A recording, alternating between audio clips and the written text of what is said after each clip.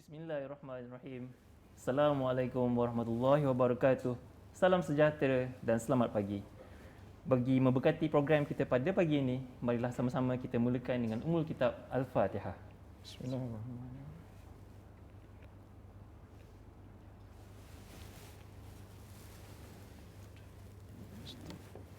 Amin.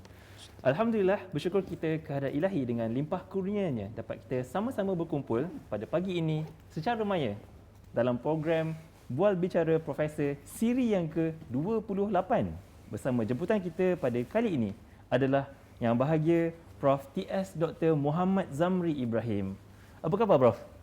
Baik, Alhamdulillah. Alhamdulillah, sihat. Sihat semua, Alhamdulillah. Sihat seadanya. Okey. Alright. Terima kasih Prof dapat sama-sama kita pagi ini ya. Terima kasih. Okey, dapat luangkan masa. Saya sendiri rasa sangat kedil kalau dekat sini, Prof.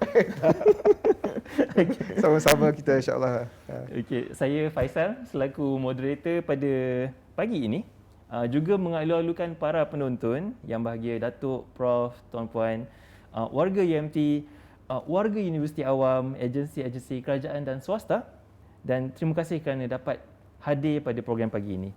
Untuk makluman, program ini bersiaran secara langsung melalui aplikasi Webex dan Facebook UMT Official dan juga Facebook Pusat Pembangunan Bakat dan Inovasi Pejabat Pendaftar UMT. Yang bagi Prof, Datuk, tuan-puan yang saya hormati sekalian, seperti sedia maklum, program Bual Bicara Profesor ini adalah sebuah platform bagi para profesor UMT berkongsi kepakaran, pengalaman dan pandangan. Dia perkongsian, Prof. Jadi maksudnya kita nak dengar apa yang Prof boleh share kan kepada semua orang. Okay. Dan kita insya-Allah dapat dengar pada pagi ini bersama dengan Prof T.S. Muhammad Zamri Ibrahim. Dan sebelum kita bermula, izinkan saya untuk memperkenalkan panel kita iaitu Prof Zam pagi ini. Okey. Prof Muhammad Zamri Ibrahim ataupun lebih mesra disebut sebagai Prof Zam kat UMT ni, okey, menerima ijazah sarjana muda Mechanical Engineering pada tahun 1995 dari University of Sunderland, UK. Kemudian beliau menyambung pengajian di peringkat Masters di Warwick University, UK dalam bidang Advanced Mechanical Engineering. Kemudian Prof Zam menamatkan PhD-nya dalam bidang Renewable Energy Production System iaitu RE ni at the National University of Malaysia, UKM pada tahun 2007. Pada tahun 1996, beliau menjadi seorang consultant engineer dan kemudiannya bekerja di Hyundai Pipe Company di Busan, Korea. Dan kemudian pada tahun 1998, beliau menjadi seorang pensyarah di TATI iaitu Terengganu Advanced University of Technology College, TATI UC. Dan kemudiannya beliau mula berkhidmat sebagai pensyarah di UPMT. UMT pada masa itu namanya Universiti Pertanian Malaysia Terengganu, UPMT pada tahun 1999. Dan pada tahun 2010 beliau menjadi seorang timbalan dekan di UMT. Pada tahun 2010 jugalah beliau menjadi seorang associate professor di UMT. Dan 14 tahun kemudian, selepas beliau berkhidmat di TATI, dia kembali semula ke TATI iaitu sebagai rektor pada tahun 2014 hingga 2018. Dan kini Prof Zam yang kita kenali ni adalah sedang berkhidmat sebagai Timbalan Naib Chancellor Akademik dan Antarabangsa pada tahun 2020 dan yang akan datanglah, yang seterusnya. Dan beliau juga adalah seorang yang dinobatkan sebagai Head of Cluster Research in Technology, Marine Engineering and Science. Okey, saya nak cerita sikit berkenaan dengan penyelidikan Prof Zam. Beliau adalah seorang yang aktif dalam bidang Renewable Energy, RE, topik kita pagi ini, dan Renewable Energy Resources. Dan fokus beliau adalah dalam bidang wind, angin, solar, wave dan juga current energy, ocean current energy, dan juga beliau mempunyai fokus dalam hydrogen fuel, energy source forecasting dan juga clean energy system. Setakat ini Prof Zam dan saya setakat yang CV ni mungkin ada update lagi lah. Ramai pelajar-pelajar Prof Zam ni yang telah bergraduate, 30 pelajar undergrad 15 orang pelajar masters dan 10 orang pelajar PhD. Semua dah grad. Dan lebih daripada 50 papers publish. Okay. Dan bukan saja di peringkat UMT, malah Prof Zam juga adalah seorang yang aktif di dalam bidang polisi negara. Kalau kita tengokkan, beliau adalah seorang ketua kumpulan bagi di Ministry of Science, Teknologi dan Inovasi, MOSTI, di satu komiti yang dinamakan Komiti Renewable Energy Roadmap pada tahun 2016. Okay. Yang ini berkaitan dengan dasar. Dan juga seorang group leader bagi Renewable Energy, Wind and Ocean Energy di bawah Akademi Sains Malaysia pada tahun 2015. Dan sekarang ini selain daripada sangat aktif sebagai seorang reviewer, editor, okay, di dalam jurnal-jurnal Elsevier, Prof juga adalah seorang ahli dan juga pemegang amanah Malaysia Association of Hydrogen Energy ataupun MAHE, dan pada masa yang sama beliau juga adalah seorang member of World Wind Energy di peringkat antarabangsa. So ini adalah serba sedikit berkenaan dengan Prof Zam, dan hari ini okay, Prof Zam dia akan bercakap berkenaan dengan tajuknya, okay, yang sangat unik pada saya, menggapai impian sebuah negara idaman yang bersih dan aman sejahtera dari perspektif tenaga. Sekiranya Prof, Tuan-Puan, Datuk semua ada soalan atau cadangan ataupun cuba untuk berinteract bersama dengan Prof Zam pagi ini, saya alu-alukan untuk boleh tengok dekat ruangan chat box tu, boleh letakkan soalan untuk saya bacakan. So nanti Prof akan respon lah. Saya tak boleh respon sebab Prof pakar lagi. So saya dengan ini secara hormatnya mempersilakan yang bahagia Prof Muhammad Zamri Ibrahim untuk menyampaikan konten yang dia akan share pagi ni. Silakan Prof. Terima kasih sahabat saya, PN Dr. Faisal, pengarah Penerimaan Pusat Antarabangsa Universiti Malaysia Terengganu, sudi bersama-sama saya selaku moderator lah untuk session kita pada pagi ini.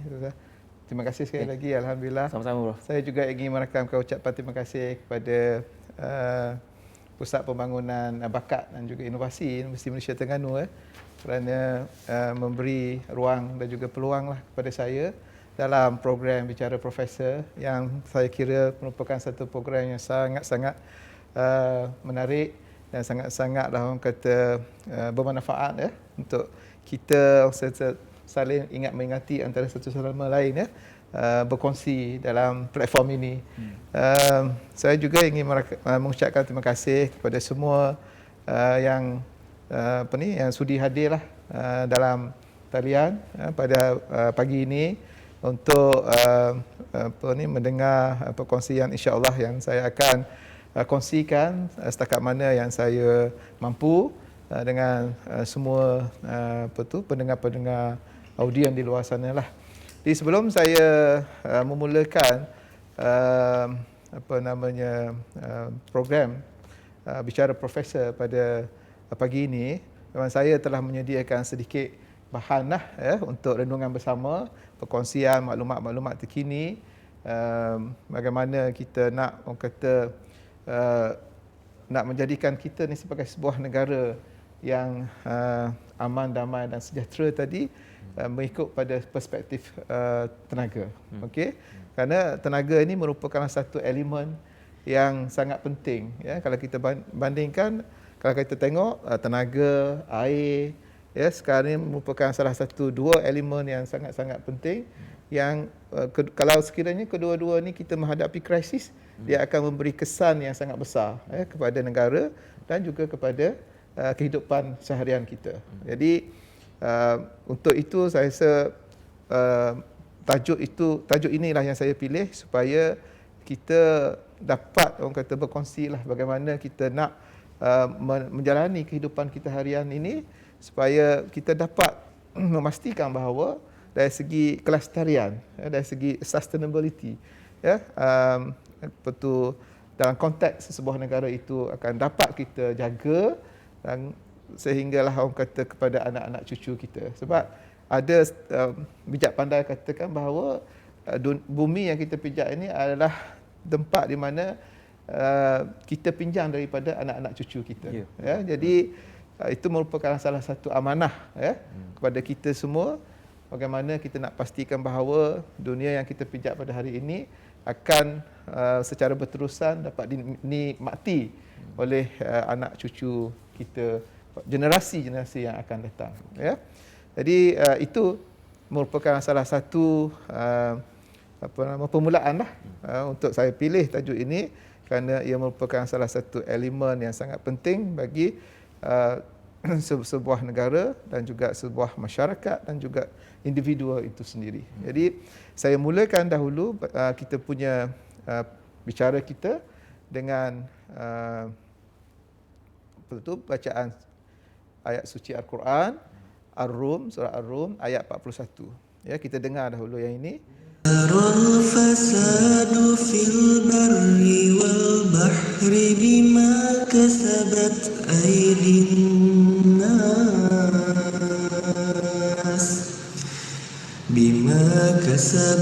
أيدي الناس ليذيقهم بعض الذي عملوا لعلهم يرجعون.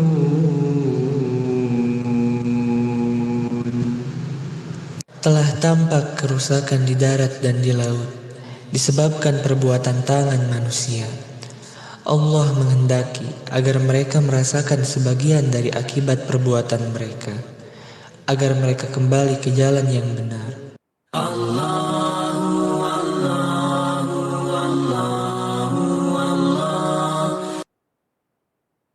Okey. Jadi kalau kita ikutkan ayat suci Al-Quran tadi, bahawa kerosakan di muka bumi ini adalah merupakan hasil daripada perbuatan tangan-tangan kita lah, manusia, yang akhirnya perbuatan-perbuatan tersebut menjejaskan manusia itu sendiri, kan. Jadi I think this is permulaan bagaimana saya nak kaitkan dengan ayat Quran ini dan juga dengan topik bicara kita pada pagi ini, ya. Sebab ia sangat berkaitan dengan perubahan cuaca, ya, betul kata pemanasan global. Sebab itu adalah antara kesan-kesan yang kata kita akan rasai sekiranya penggunaan tenaga ini kita tidak dapat kawal dengan baik, ya. Suka saya juga mengambil kesempatan ini untuk kita untuk kita melihat juga bahawa pada 22 hari bulan November nanti kita akan ada satu program, ya, iaitu program Malaysia launch of this 2021 report of the Lancet Countdown, ya, on the health and climate change. So ini adalah kali yang kedua lah yang kita host untuk this programs. I think this is quite relevant dengan topik yang saya ingin perkatakan ataupun ingin bicarakan ataupun ingin kongsikan bersama dengan para pendengar, para audiens di luar sana. So I think saya berharap pada 22 hari bulan nanti kita harap kita dapat join sama-sama lah untuk this Lancet Countdown ni, ya, untuk kita sama-sama orang kata dapat manfaat lah daripada program tersebut, dan banyak perkongsian daripada expert lah dalam program ni berkenaan dengan climate change ataupun perubahan iklim, ya, dalam konteks global untuk program ini, ya. Tapi pada hari ini mungkin kita akan narrow down juga kepada konteks negara kita jugalah, ya, sebab dia akan sangat berkait bagaimana perubahan cuaca ataupun global warming itu dari konteks penggunaan tenaga. Okey. Baik, saya mulakan dahulu dengan, walaupun benda ni kita sentiasa orang kata dah ada dalam kita punya pemikiran kita, tapi bila ada perkongsian begini kita perlu orang kata memperingati, ya, dari masa ke semasa supaya kita sentiasa cakna ataupun aware, ya, berkenaan dengan apa sebenarnya punca yang menyebabkan berlakunya global warming. Okey. So saya mulakan dahulu dengan global warming ni, pemanasan global, sebab dia memberi kesan dia berkaitan dengan penggunaan tenaga secara langsung. So kesan daripada penggunaan tenaga yang berasaskan kepada fossil fuel ataupun bahan bakar berasaskan petroleum ini, yang akhirnya kalau kita tidak kawal, dia akan memberi kesan kepada global warming.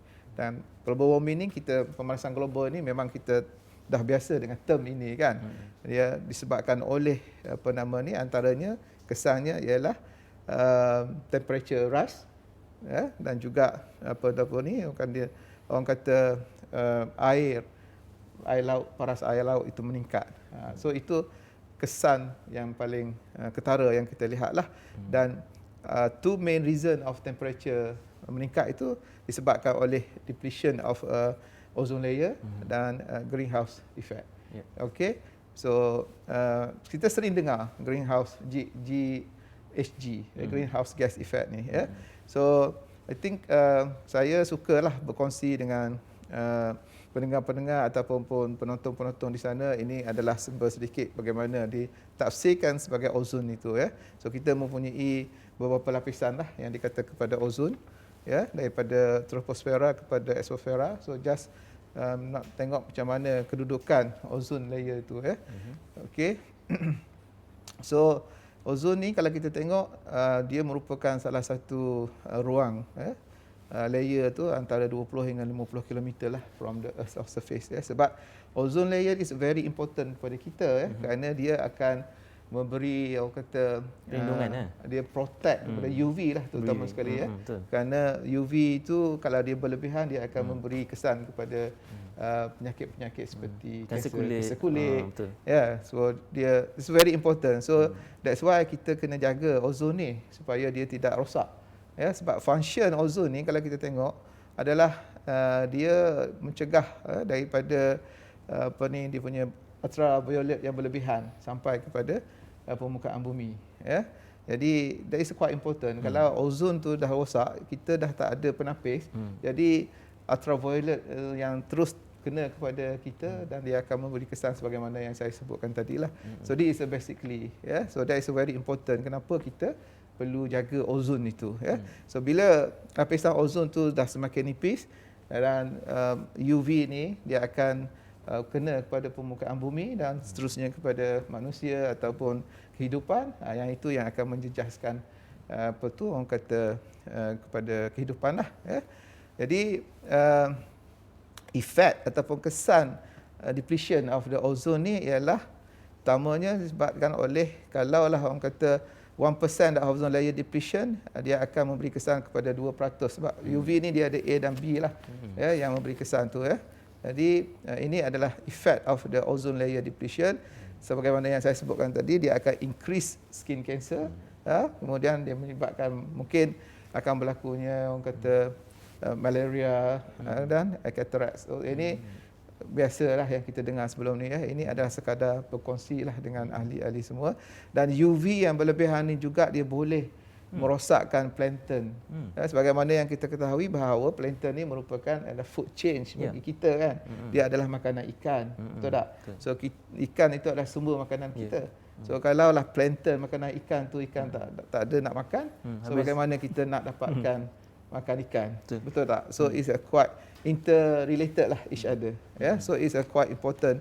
So that's why saya nak kaitkan penggunaan tenaga ni dengan kesan-kesan ni kepada manusia, kepada kehidupan dan seterusnya kepada alam bumi yang kita tinggal pada hari ini. Okey. Kesan daripada global warming ni juga kita sebagaimana yang saya sebutkan tadi is peningkatan suhu. Kalau kita tengok peningkatan suhu ni memang orang kata dalam IPCC. IPCC ni ialah Intergovernmental Panel on Climate Change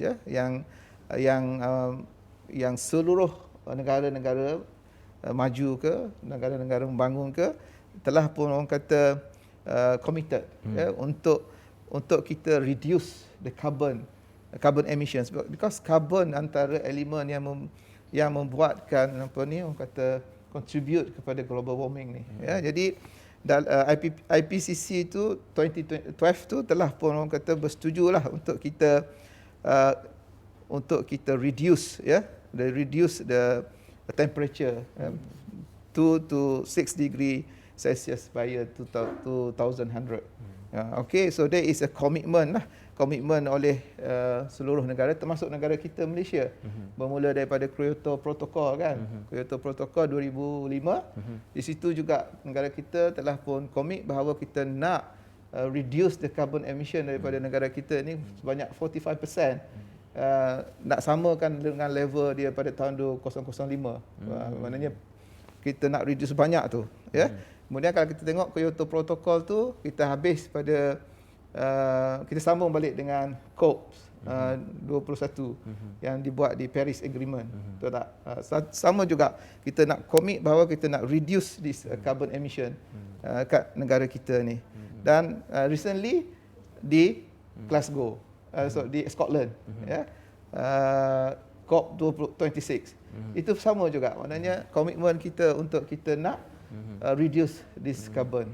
So in other words, kalau kita nak reduce the carbon ni, of course kita kena control penggunaan fuel kita, particularly on the fossil.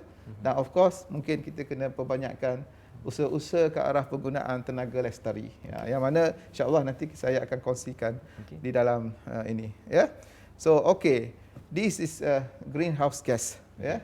Di mana kita pun sering kali mendengar greenhouse gases ni, ya, sebab ini adalah antara gas-gas yang beri orang kata penyumbangan kepada pemanasan global, ya. Kerana kalau aktiviti-aktiviti manusia yang sebagaimana dalam ayat Quran dalam Ar-Rum ayat 41 tadi mengatakan bahawa aktiviti-aktiviti manusia pada hari ini yang memberi sumbangan ke arah kerosakan kepada alam kita, inilah sebenarnya puncanya, ya.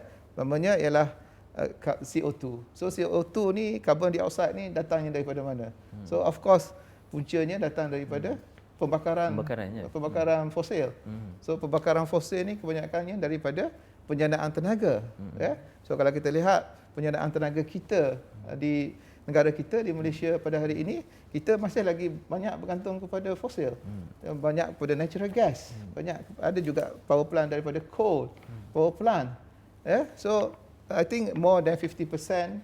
Nanti ada data-data nanti kita akan kongsikan berapa banyak tenaga yang kita gunakan dan juga tenaga resource tu daripada mana yang akhirnya dia contribute kepada this greenhouse gas emission. Ya. So nitrous oxide. Sama juga this greenhouse gas punya. Kapal ni kalau gerak kan keluar nitrous oxide kan. Yes. So emission daripada samalah maknanya dari pembakaran kan. Chlorofluorocarbon, yeah. So this is methane, CH4. So methane pun this is one of greenhouse gas juga. Sebab methane ni kebanyakan kalau kita tengok dia terhasil daripada dipanggil decompose, ya. Organik ataupun inorganik lah, organik punya materials. Macam kita tengok dekat landfill. Sampah sarap banyak kat situ kan. So sampah sarap apa semua tu ada organik, ada inorganik, kita dump kat situ. So at the end of the day dekat situlah berlakunya orang kata penjanaan methane yang tak terkawal. Dan juga menghasilkan licik dan sebagainya yang merosakkan alam sekitar kalau kita tak handle dengan baik. Ya. So that's why kalau boleh kita nak kurangkan sampah sarap ni.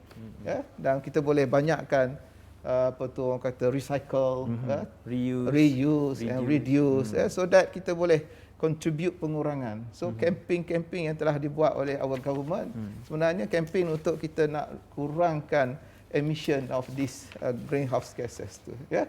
So this is a peranan kita lah, peranan kita sebagai individu, sebagai keluarga, sebagai masyarakat, sebagai sebuah institution dan juga sebagai sebuah negara.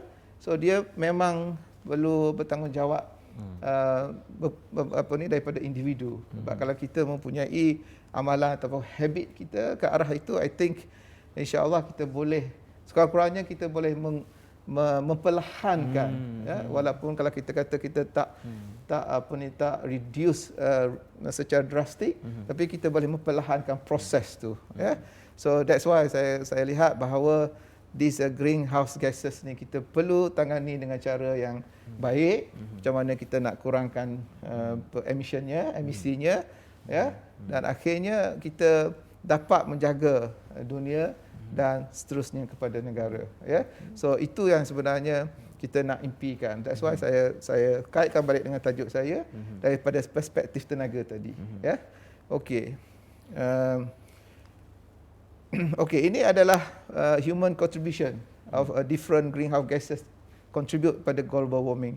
So kalau kita tengok, of course CO2 dan chlorofluorocarbon, methane, ya, nitrous oxide itu adalah antara penyumbang utama lah dalam kes ni, ya.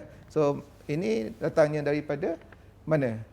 Okey, pertamanya ialah daripada kereta, vehicles. Ya, kita nak mari pejabat pun kita pakai kereta. So at one time dahulu kerajaan kita memperkenalkan pool kereta. Pool kereta tu tujuan dia sebenarnya inilah. Dia nak kurangkan kenderaan di atas jalan raya. Ya, betul. Dan dia nak galakkan kita supaya gunakan public transportation, ya, supaya kita dapat mengurangkan jumlah penggunaan kereta. Tapi I think nowadays kita kena lihatlah bagaimana kita punya amalan kita, kan. Prof, kalau Prof tengok orang suka bawa basikal, Prof, kan? Yes, kalau okay. macam dekat UK dengan Australia tu biasa sangat pergi kerja naik basikal, kan? Yes, exactly, betul. So I think that is a part dia punya effort. Macam mana dia nak negara-negara maju, kan, before this memang dia orang kata sedar, sedar lah, sebabkan mereka before this mungkin dia gunakan bahan fossil fuel untuk pembangunan negara mereka semua, kan. Jadi mungkin dia pun dah realize benda ni dan dia move toward that lah. Campaign, campaign lah. Penggunaan less vehicle dan sebagainya, galakkan penggunaan basikal yang tidak ada emisi, emission dan sebagainya, kan. Betul. So that is samalah macam kita juga. So that is actually apa yang dibuat oleh kerajaan untuk campaign mengurangkan penggunaan kenderaan, banyakkan penggunaan public transport, sharing penggunaan kereta dan sebagainya, ya. So kalau rumah-rumah dekat ni mungkin boleh pakai basikal. Bolehlah cuba, ya. Boleh cuba datang pakai basikal dekat kampus, ya. For example. So okay, factories pun one of the others pengguna, ya, untuk tenaga ni. Of course lah, because factories adalah one of the ekonomi punya rangkaian, kan.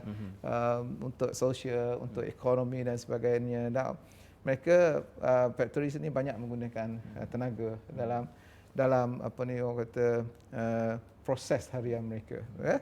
So these are ada sumber gas. Factories, houses. Kalau houses ni dekat rumah kita lah. Kat rumah kita daripada mana? Penggunaan tenaga elektrik kita kat rumah. So that's why ada campaign. Kalau kita tengok dekat kampus kita pun, kita tengok PPH kita sentiasa every week I think dia akan post dalam email supaya penggunaan tenaga secara penjimatan tenaga secara berhemah, penggunaan tenaga secara berhemah, ya. So it seems dekat rumah kita jugalah. I think kat rumah kita pun kita kena gunakan amalan untuk penjimatan tu. Kerana kalau kita menggunakan sewenang-wenangnya, akhirnya dia akan banyak lagi orang kata menggunakan tenaga elektrik. Ya, jadi I think that is a point lah kat sini. Kita punya amalan tu, kalau kat rumah-rumah kita kena buat juga, ya, lakukan penjimatan. So saya nanti kita akan masuk penggunaan tenaga solar dekat rumah nanti, ya. Itu menarik. Okey. Dari houses, open burning, ya, pembakaran secara terbuka. So mungkin before this kita banyak bakar sampah kat luar, alami pembakaran, macam bila kesan daripada pembakaran tu ada jelbu dan sebagainya, kan. So these are another sumbangan lah untuk greenhouse gases ni, ya. Ini saya sebut decomposition of organic matters dekat landfill. Dekat landfill tu dia banyak bila berlakunya decomposition organic material yang kita sampah-sampah kita, makanan-makanan dapur kita apa semua, sebab kita tak kompos. Kita tak buat baja, kita dump saja dekat tong sampah kita. Kemudian majlis bandaraya datang dengan lori dia, ambil dan bawa dekat landfill. So dia bubuh kat situ. Lama. So di situlah berlakunya decomposition. Kena rawatan kat situ patutnya. Sebab tu kalau boleh camping dekat rumah, kita nak reduce kita punya baki-baki makanan kita. So kena makan secara berhemah, makan secara orang kata yang cukup lah, tak berlebih-lebihan. Yang sometimes kita makanan terlalu banyak, lebih, akhirnya kita buang, Jangan membazir. membazir. So yang itu pun ada sebenarnya kaitan dengan dalam amalan kita sebagai seorang Muslim, dalam ayat Quran, pembaziran dan sebagainya. Sebenarnya itulah dia berkait ke arah itu. Ya, jadi that is perkara-perkara yang perlu kita lihat bagaimana kita nak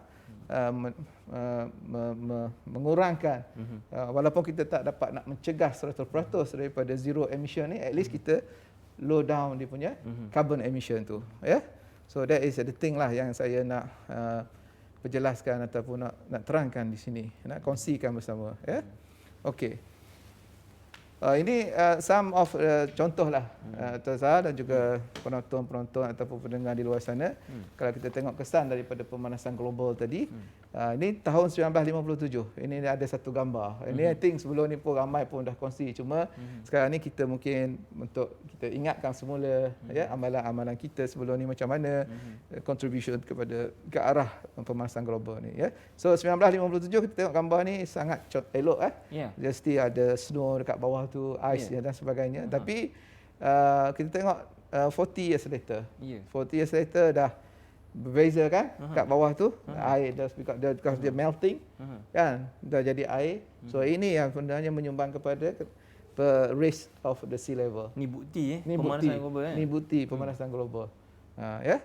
So this is another thing I think yang perlu kita ambil kira dalam kehidupan kita lah, supaya kita fikirkan kesannya kalau kita mengambil pandang ringan. Ya. Okey. Ini pun sebelum ni I think ramai kita dah tengok dah benda ni.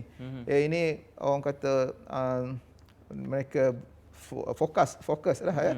Dia buat forecasting in the future kalaulah kita tak prevent this global warming emission of the greenhouse gas ni.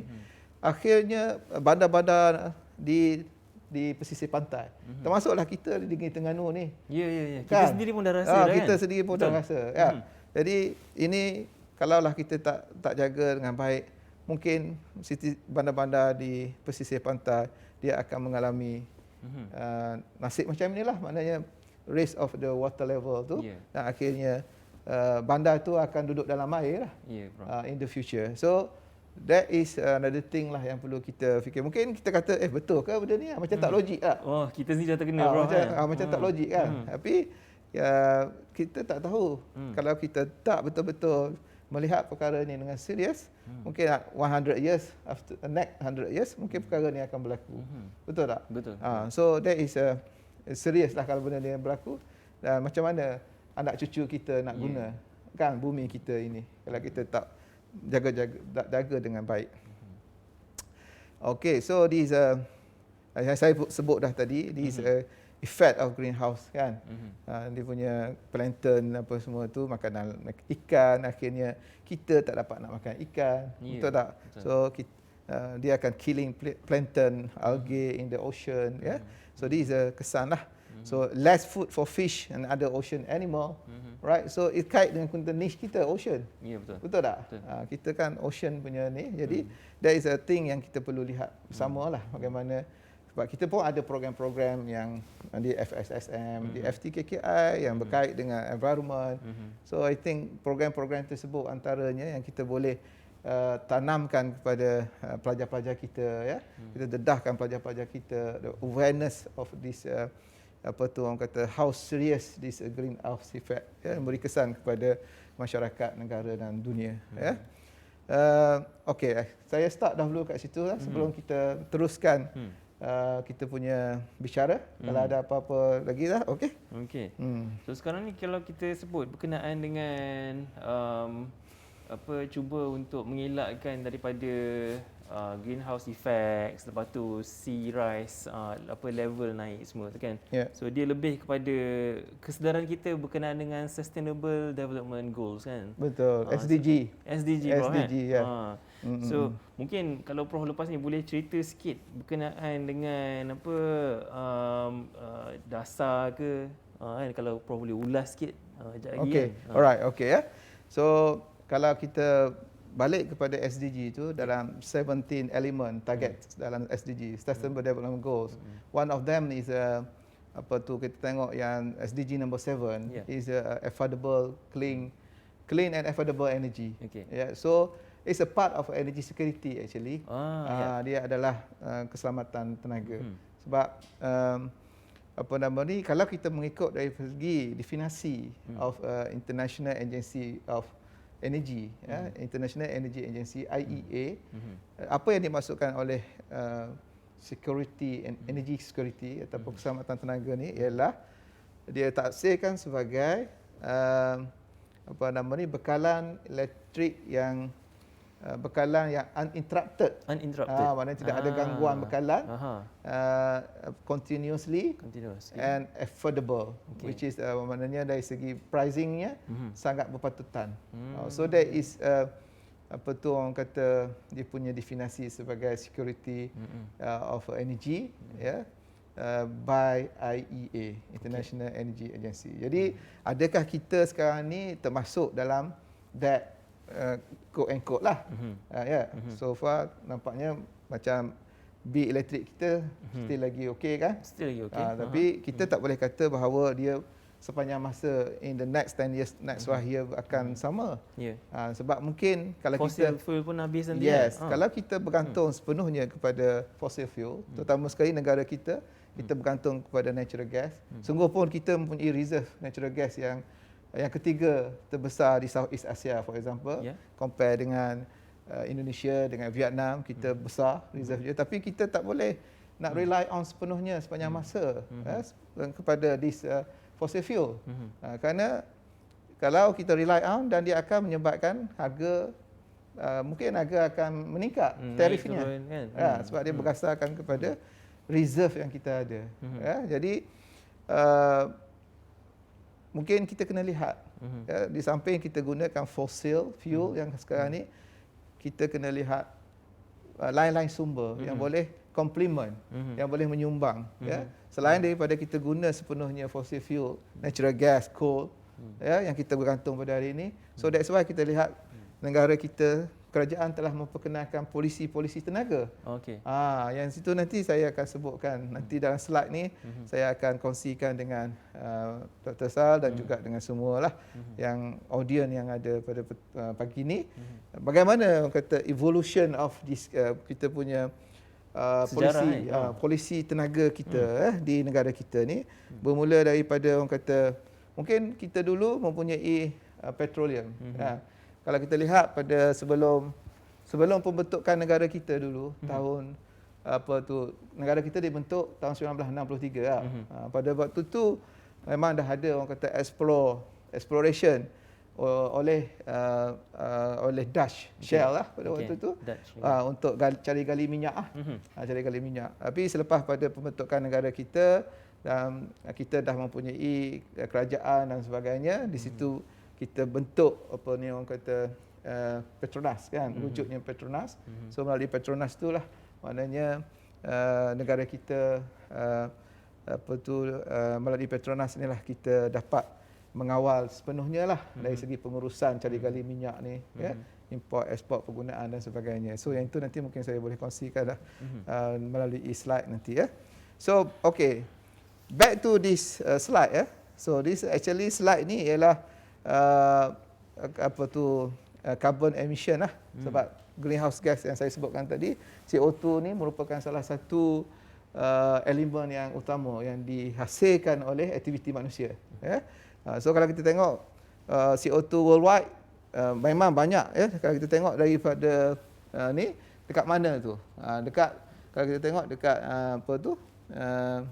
dekat dengan percentage yang paling besar adalah datangnya daripada energy in industry, which is 24.2%. So energy in industry ni maksudnya adalah power generation. Maknanya hasil power generation lah, maknanya daripada coal power plant, gas power plant, dari segi fuel power plant ke diesel power plant So itu yang paling tinggi sekali. Di samping yang lain-lain lah, transportation pun tinggi juga. Sebab sekarang ni kita lihat banyak kita gunakan orang kata dipanggil ICE engine ya, internal combustion engine. Ya, betul. ICE engine tu dia punya fuel is petrol kan, ataupun diesel. So dia contribute jugalah. So that's why nowadays kita tengok kebanyakan negara dah move ke arah elektrik ataupun battery vehicles. Kan? So actually dia nak reduce this inilah penggunaan dependency kepada and I think at one time negara Europe, negara mana dia target by year 2050 dia dah tak nak pakai dah kenderaan-kenderaan yang menggunakan ICE engine ni. Dia nak go for electric car ataupun nak go for hydrogen car for example. So I think kita pun mungkin kena bergerak ke arah itulah. So mungkin kerajaan kena melihat secara seriously macam mana kita nak move towards that. Ya. Yeah? Okay. So kalau kita tengok energy demand dekat Malaysia pun sama juga. So dia kalau kita tengok dalam slide itu dia banyakkan daripada industri penggunaan elektrik ya. Contohnya industri daripada semen. Semen industri ini memang banyak energy consumption dia. So banyaklah kalau kita tengok kat situ commercial ya, semen industri. So kebanyakannya macam steel and iron industry pun banyak guna elektrik ya. So itulah kalau kita tengok itu antara penyumbang kepada emission lah ya. Okey. Yang ini adalah satu graf yang telah pun dihasilkan oleh penyelidik ya, Global CO2 Emission for IPCC Contractation Pathway lah. Kalau kita tengok, kalau usaha kita nak reduce the carbon emission to the net negative emission, kalau kita tengok by 2070 ya, dia dah bawah line kosong tu. Tapi adakah kita boleh capai kalau kita tidak ada effort daripada sekarang? So mungkin kita tak akan dapat capai. Dia akan increase, sama ada dia akan increase ataupun naik yang nombor 2 tu. Tapi kita nak yang green colour tu lah, dia akan below the negative emission tu. So that's why target yang green tu sampai kepada tahun 2070 tu kurang-kurangnya kita dapat reduce this emission tu. Sekiranya kita berusaha So sekarang dah tahun 2021. So another 40 years, another 50 years. 2070, 50 years. Adakah kita boleh turunkan that graph? Kan? Untuk zero emission. So usaha perlu dilakukan sekarang. Kan? Because benda itu adalah berterusan. Betul tak? So that is how kita kena ni lah. Otherwise dia akan increase the temperature itu tinggi ya. Sebab kita kalau boleh daripada tadi kita katakan bahawa kita nak kita punya reduction of the temperature tu 2 degrees below kan. So this is how we kita tengoklah dari segi prediction dia ya. Okay, so yang ini adalah penggunaan emission CO2 daripada negara kita. Okey, ni Malaysia Di Malaysia. Kalau kita tengok ya. So of course kalau kita tengok ya, di negara kita ni natural gas sebab kita banyak penjanaan kita daripada natural gas ya. So that's why kita nampak hasil emission tu daripada natural gas lah. Ada contribution daripada natural gas, daripada coal ya, daripada diesel. Okey, so yang lain tu macam biogas dengan biomass tu is mungkin a part of a renewable energy. So nanti kita akan bincangkan dia punya RE tu macam mana ya. Okey, so ini again this carbon emission yang mengikut pada data yang kita ada lah. So tengok dia increasing kan. Daripada tahun 1970 sehinggalah 2018. So memang kalau kita tak mengambil langkah-langkah yang sewajarnya, kita tak akan dapat capai sebagaimana yang IPC sasarkan. Kan? Sebab of course indirectly memang kita menyumbang kepada global kan. Secara indirectly, secara direct of course kita pada negara kita, tapi indirectly secara global. So that's why kita kena commit lah dengan apa yang telah pun kita agree dalam Kyoto Protocol, COP21, COP26. Betul tak? Okey dah. Okey, ni adalah pencemaran daripada negara kita ni berpunca daripada mana? Kalau kita tengok ya. So dia daripada loji kuasa. Again lah, loji kuasa lah banyak kat sini ya. SO2 ya. Dan industri lah, dan lain industri. So ini adalah data-data yang kita ada, yang kita boleh menjadi rujukan kepada kita, yang memberi kesan kepada kualiti udara dan sebagainya. So kualiti udara banyak turun because of loji jana kuasa kan? Loji jana kuasa, Keperluan kita terhadap tenaga. keperluan tenaga kita. Okay, so that's why kita tengok pada hari ini kerajaan telah pun memperkenalkan polisi-polisi bagaimana dia nak tambah tenaga-tenaga lestari. Nanti yang itu nanti kita akan bincangkan. Okay. Nanti saya tunjukkan slide bagaimana evolution of this dasar tenaga negara. Okay, so ini tak apa. Yang ini just final consumption by sectors. Again kita nampak memang dekat industri dan juga transport memang dia tinggi ya penggunaan tenaga dekat situ. Okey. Dan ada juga residential lah. Tinggi juga kat situ. Ini adalah world kita tengok kalau okey.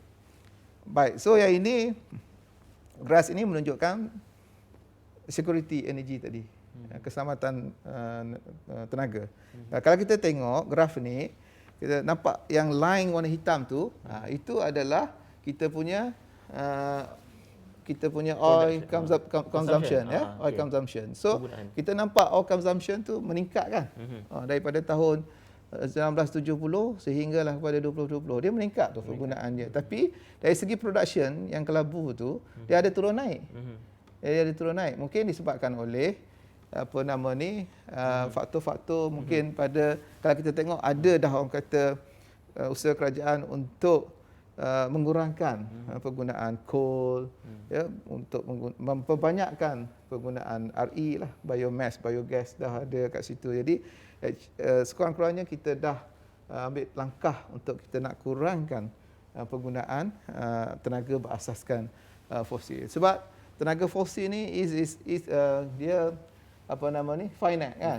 Finite. Dia one day dia akan habis. Ya, so memang kita tak boleh nak rely on lah kepada tenaga berasaskan fosil ni. So we have to orang kata cari alternatif. So that's why kita kena aggressively kalau kita lakukan sekarang bila lagi kita nak buat, betul tak? Betul. So kita tak boleh nak rely. So itu antara faktor juga yang kita kaitkan dengan energy security dan juga tentang kaitan tenaga terhadap kehidupan, keamanan, kesejahteraan sesebuah negara dan juga sebuah masyarakat dari segi ini ya.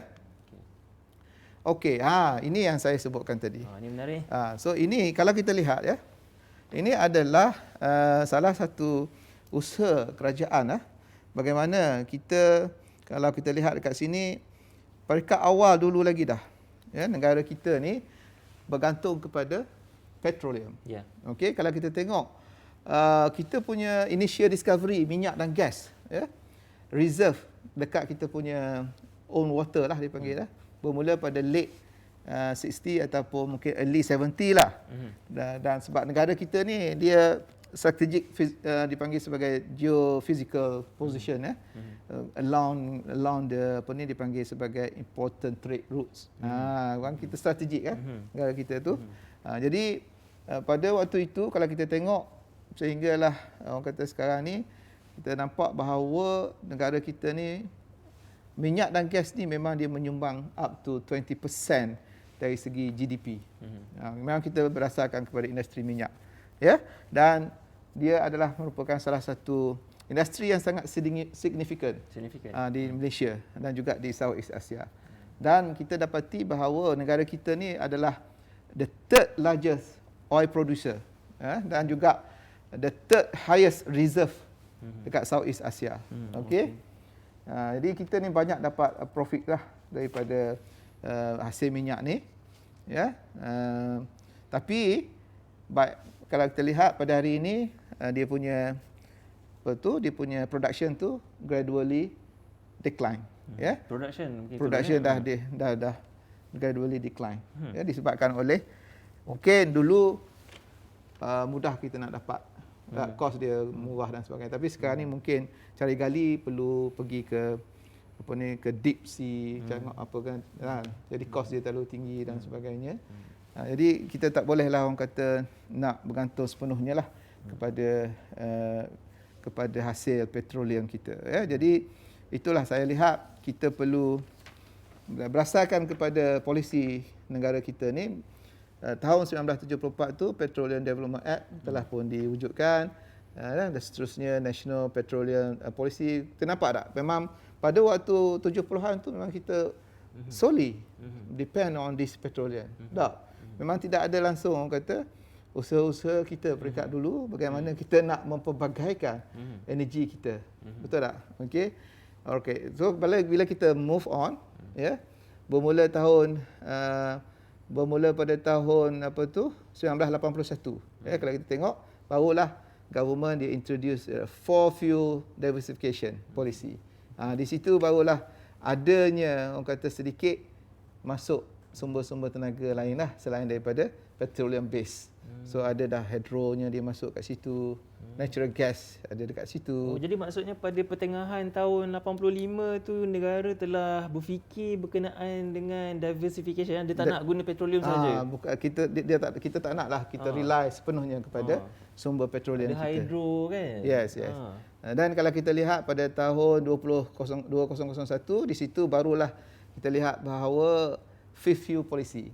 Maknanya RE as a fifth fuel policy. Di situ bermulanya tahun 2001 tu barulah banyak orang kata inisiatif kerajaan dengan SRAP-nya, ya.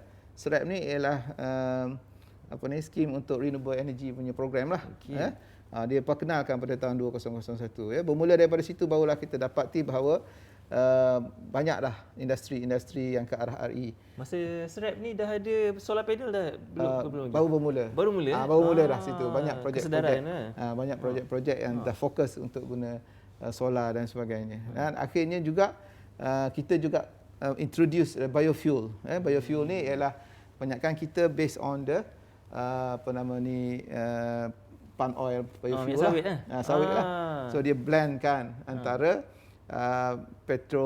petroleum berasaskan fosil dan juga minyak sawit. Berapa persen kan dia ada blended 5%, blended 7%. Diesel blended semua. Diesel blended tu 5%, 7% and 10%. So ada usaha ke arah itulah untuk orang kata mengurangkan kebergantungan kita. Tapi yang blended tu digunakan untuk vehicle lah. Jadi vehicle tu dia tak guna sepenuhnya petroleum lah. So dia guna blended fuels daripada sawit. Tapi yalah sebab minyak sawit kita ni ada untuk makan, minum lah. Jadi mungkin ada sedikit macam konflik dekat situ lah. Minyak digunakan sebagai tenaga. Jadi mungkin benda tu macam tak sustain sangat lah kot kalau kita tengok lah, ya. Jadi selepas pada tu barulah orang kata usaha-usaha kerajaan untuk lebih rancak lagi. Jadi dia perkenalkan Renewable Energy Act pada tahun 2011. Di situlah bermulanya. Yang ni pun Prof, 2006 ni Prof penting ni. 2006 tu waktu tu I think satu pasukan daripada daripada Universiti UKM, UTM. Mereka ni fokus kepada pembangunan hydrogen fuel cell. Mereka dapat banyak grant di situ dan saya hydrogen energy dan saya waktu tu IRPA kan IRPA punya dana dia UKM dengan UKM banyak dapat dana lah daripada situ. Berapa million dia orang dapat. Jadi saya pun part of a project daripada pembangunan hydrogen. Saya punya PhD actually hydrogen tu gunakan grant IRPA daripada UKM tu lah untuk kita bangunkan hydrogen production. Jadi hydrogen tu nanti kita akan sentuh. Hydrogen pun dia akan ada beberapa kategori lah. Grey, dia ada blue dan dia ada green hydrogen. So kita nak go for the green hydrogen. The green one. The green one. Dan lastly kita nampak barulah SEDA Act pada tahun 2012 di mana banyak memperkenalkan skim-skim lah bagaimana kita nak memastikan bahawa RE ini mendapat sambutan daripada players, daripada investor dan sebagainya. Even masyarakat pun. Pun nak masuk dalam sistem kan. So banyaklah kerajaan perkenalkan FIT-nya, NEM yang kita sendiri UMT cuba untuk pasangkan solar di roof dia bangunan-bangunan kita di atas roof nanti dalam skim NEM. Sebab kita menggunakan tenaga tak kurang daripada 8 juta setahun. So kalau kita boleh kurangkan penggunaan tenaga daripada daripada grid, dan kita mix dengan solar. I think that is a part of kita punya usaha lah, untuk kita ke arah carbon emission ni, untuk kurangkan carbon emission. Kita untunglah sebab kita berada dekat negara yang banyak dapat matahari kan. Okay, that is advantage lah kepada kita kan. Okay, dan akhirnya mungkin juga ada usaha untuk memperkenalkan tenaga orang kata konsep hidrogen tadi sebagai one of the fuel dalam ekonomi negara. Jadi itu usaha-usaha yang telah dibuat oleh banyak pelbagai agensi lah, dalam kerajaan, dalam institusi penyelidikan dan sebagainya. Okay, so this is how terlihatlah revolution of the policy negara kita ke arah memperkenalkan pelbagai fuel resources, not rely sepenuhnya kepada petroleum base ataupun fossil base. Ni komitmen Malaysia sendiri, negara Malaysia sendiri untuk memastikan energy security di Malaysia. Exactly. Itu sebenarnya untuk kita pastikan bahawa back to energy security tadilah, dengan dasar-dasar yang dibangunkan oleh kerajaan ni. Okay, so ni I think summary daripada yang tadilah. At the end of the day, kita pun yang recently ada National Biomass Strategy 2020 yang terbaru yang terbaru. Sambung tadi sambung tu Okay. So itulah very clear kan, kita punya direction kita memang kita nak mempelbagaikan. So memang dia ada sasaran. Kerajaan ada sasaran by year 2030 kita nak how many percent energy generation tu datangnya daripada RE. So dipanggil mix energy generation lah. So yang itu nanti kita boleh share. So I think mungkin dalam slide nanti ada dia punya percentage dia tu, berapa kita nak capai. Sebab sekarang ni memang kita sangat rendah in term of power mix daripada RE. Walaupun kita nampak sekarang ni rancak solar, FIT, NEM, FIT dah habis dah. FIT dah habis tahun 2017 dah. Tak ada lagi skim tu, feed-in tariff tu. Tapi kalau kita lihat dalam bil elektrik kita, ada situ kan, TWBB. Dulu dia potong 1% daripada bil kita, yang mungkin penggunaan dia ada penggunaan berapa kilowatt hour yang kena tu kan.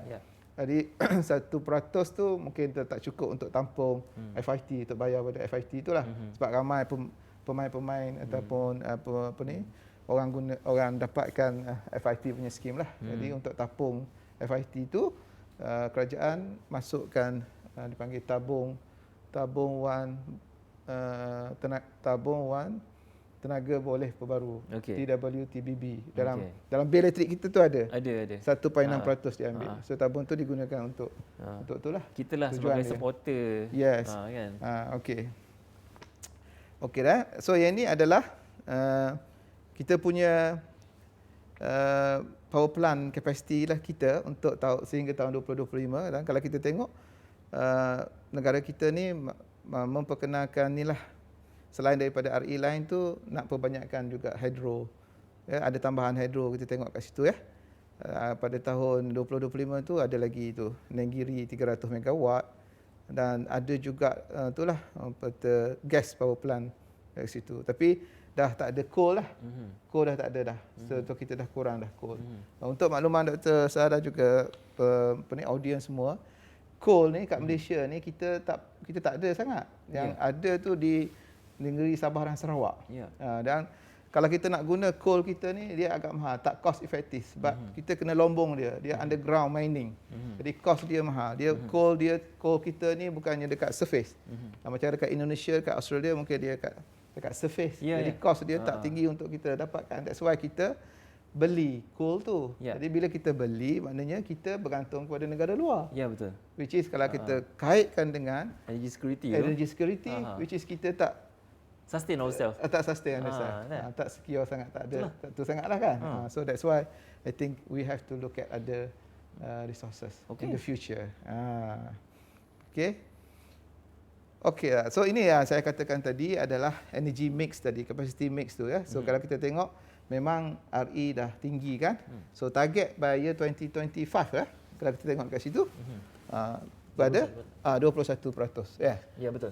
So 21% kita. Jadi sekarang ni I think kita tak sampai lagi lah ke situ. Mungkin dalam range dalam apa ni mungkin dalam 16% macam itulah kalau kita campur hydro lah, sebab memang hydro is a part of RE jugalah dalam diseminasi RE ya.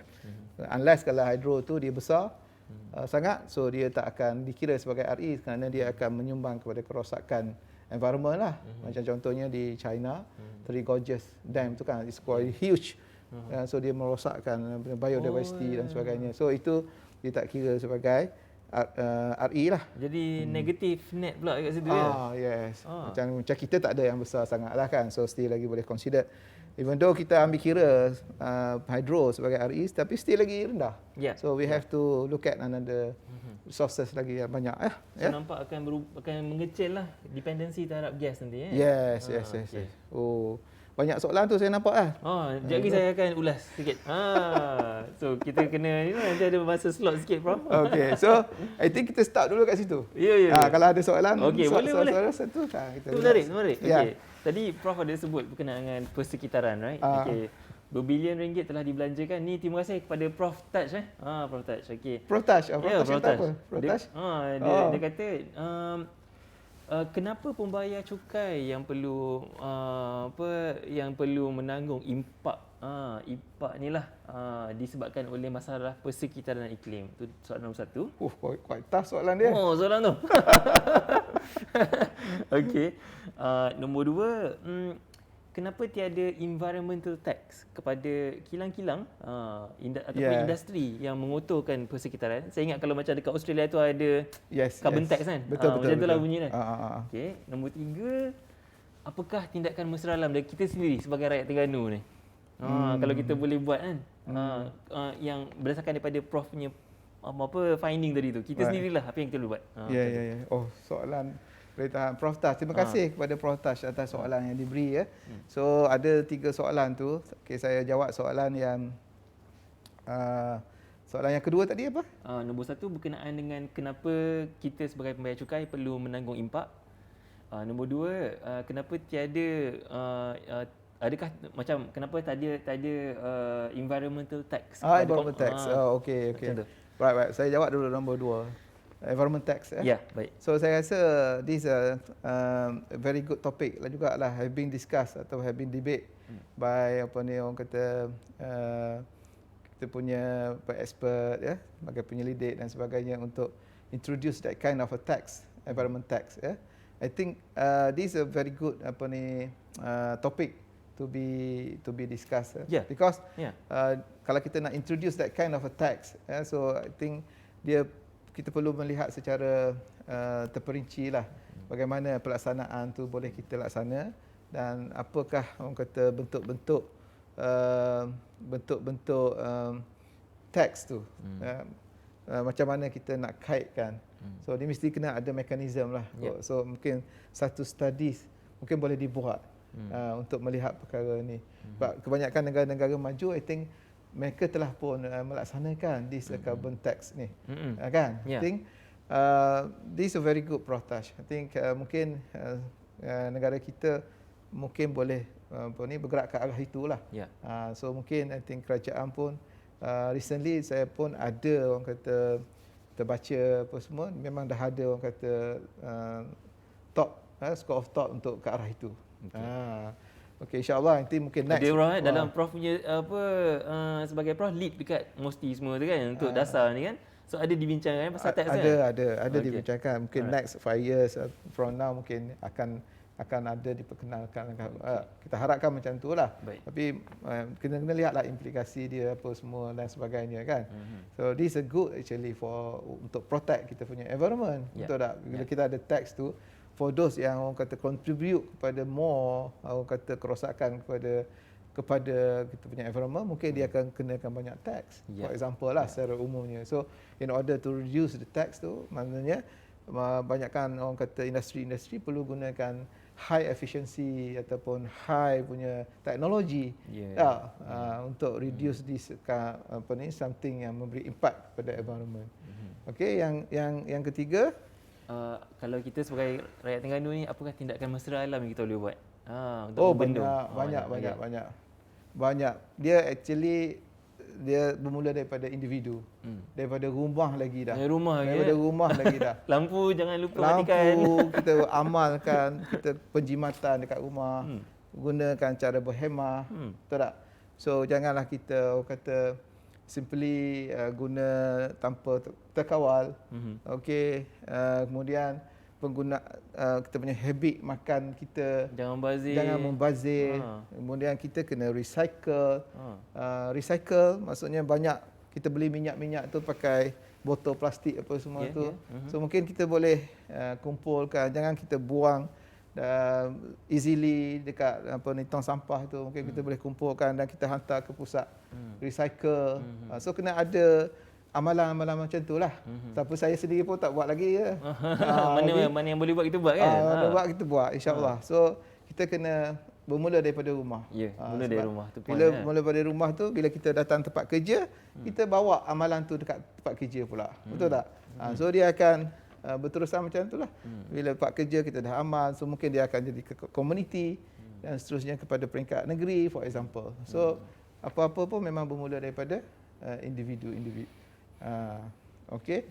Dan untuk soalan Prof Taj ni juga, mungkin di peringkat negeri kalau kita tengok, contohnya kalau kita nak lihat negeri Terengganu kita ni, mungkin boleh tengok juga sumber-sumber tenaga yang berpotensi untuk kita harness. Sebab negeri Terengganu ni kalau kita tengok, dia punya advantage masa musim tengkujuh, dia mempunyai sumber angin yang baik.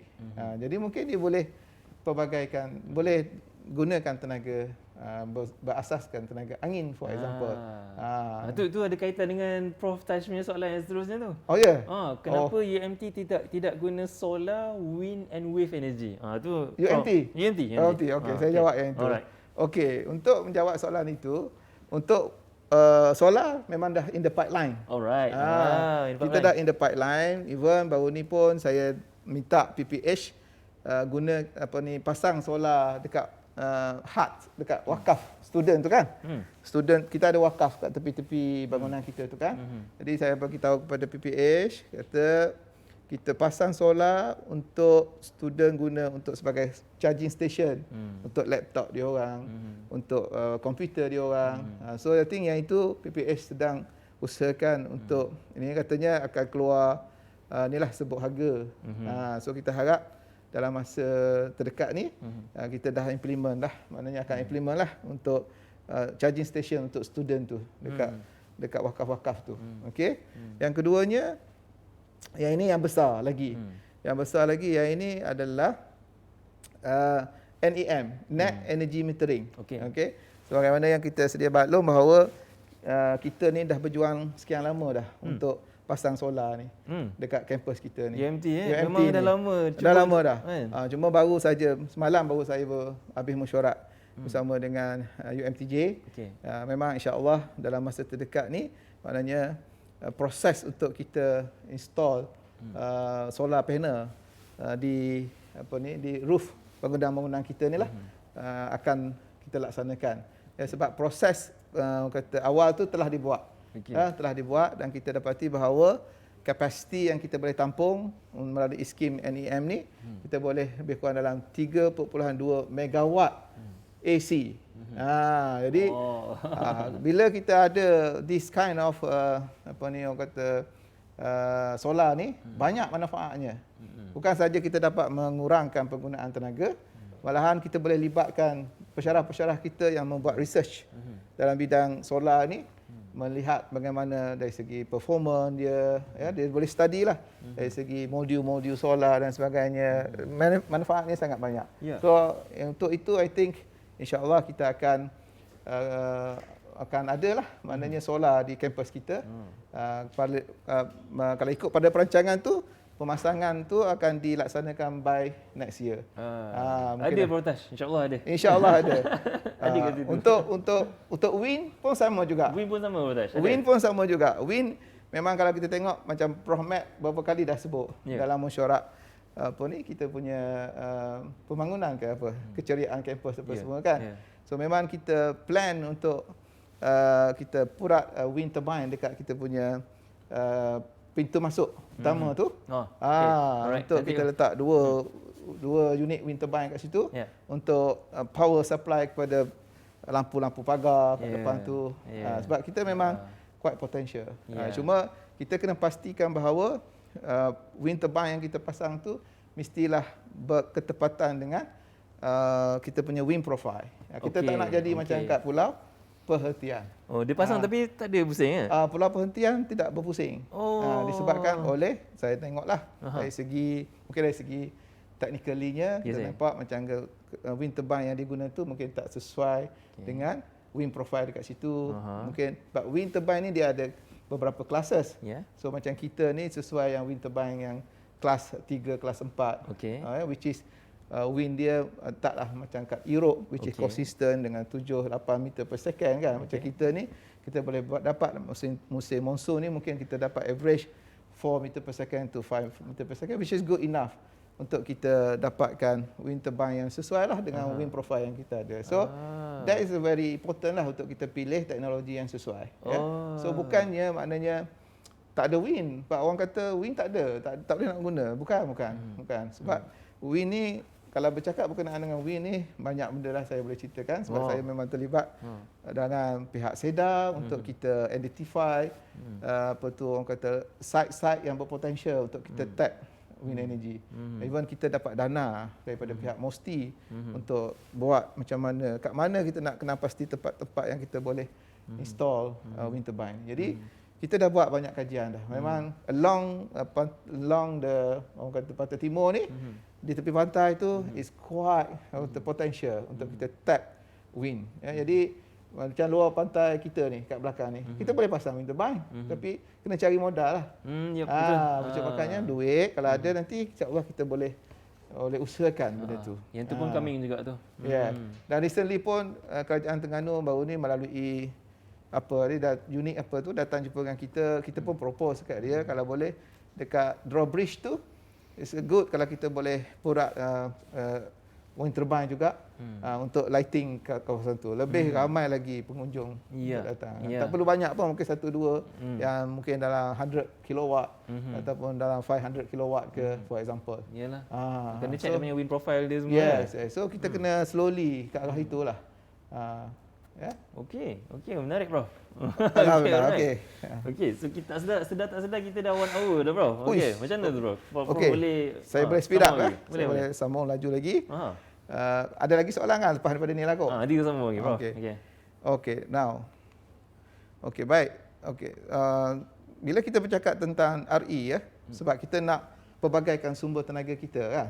Kita nak rely on pada fossil fuel. Ya, betul. Alright. So apa yang dimaksud dengan RE? I think benda tu saya tak payahlah nak ni, semua orang dah tahu tenaga RE ni adalah tenaga boleh baharui, tenaga yang bersih, yang infinite, dia tak finite. Jadi tenaga yang berasaskan natural lah kita katakan, sumber daripada angin, sumber daripada solar, sumber daripada current, wave dan sebagainya. So yang bersifat yang sifatnya adalah boleh terisi semula dalam konteks bahasa kita lah dipanggil replenish. Bukannya dia depletion macam arang batu, bahan api fosil dan sebagainya tu dia finite. Kan yang itu infinite. Okey, so that is itulah definisi sedikitlah so ini adalah rangkaian-rangkaian tenaga yang kita katakan tadilah, tenaga angin. Mungkin tenaga angin ni kat Malaysia saya sebutkan tadi dia berdasarkan site. Dia ada, tapi kita kena identify. Site-nya angin tu dia berbeza-beza dari segi profile dia. Macam solar, across negara kita dia mostly sama. Berapa watt per hour, watt per meter square apa semua tu, solar radiation tu it's quite consistent. So tak ada isu lah. So that's why kita nampak hari ni solar dah bombastik lah dekat negara kita kan. Dah banyak inisiatif daripada kerajaan, FIT-nya, dengan NEM-nya, dengan LSS-nya, Large Solar Scale. Banyak dah sekarang ni dah digunakan. Begitu juga dengan biogas, dengan biogeosim pun dah ada. Cuma sekarang ni kalau kita tengok tenaga geothermal tu I think slow, tak ada. Sebab yang ini pun berdasarkan kepada sumber yang heat ada. profile dekat bawah. Yes, that is a geothermal.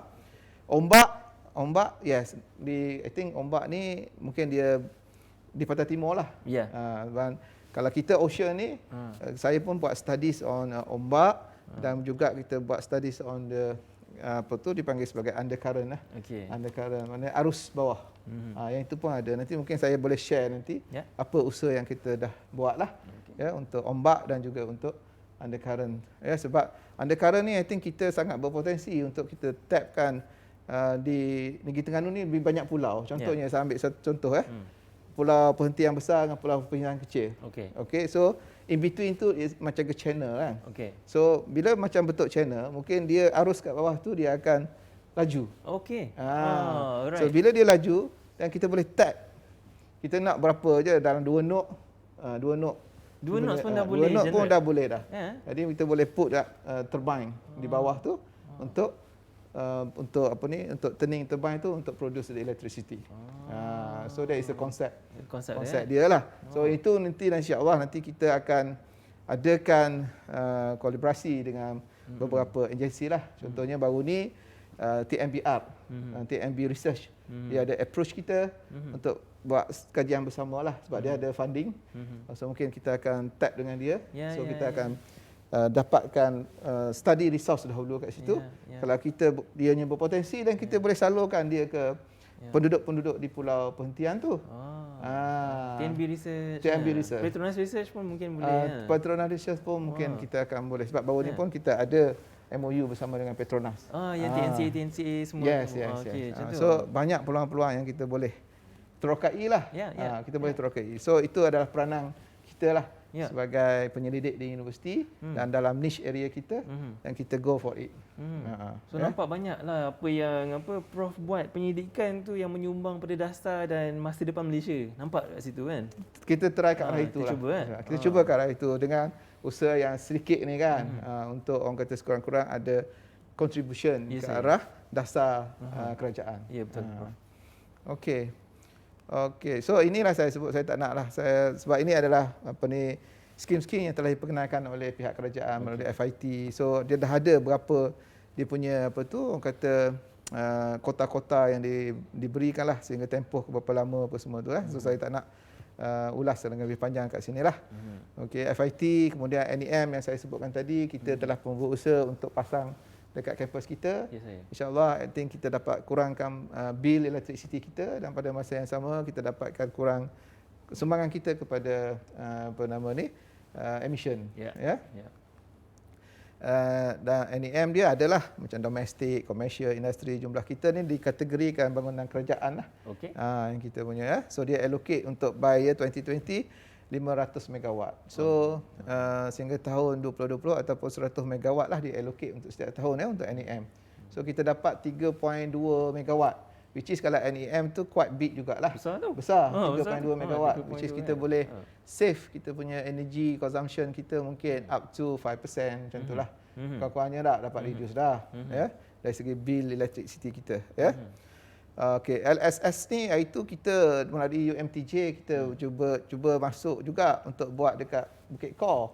Tapi pada waktu tu mungkin kita tak ada rezeki. Mungkin kita masuk dia punya rate dia agak tinggi, mungkin tak ada rezeki dia propose rate dia kena ada, kita kena bidding lah. LSS. So mungkin akan ada lagi kot LSS 4, 5 dan sebagainya yang akan dibuka kota oleh pihak kerajaan lah. Okey. Ini I think ini adalah prediction of the oil production. Sebab dia increase at the one time dia akan menurun because of dia punya reserve dia kurang.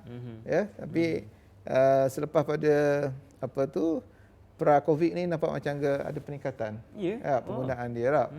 So ini dipredict oleh dibuat projection lah.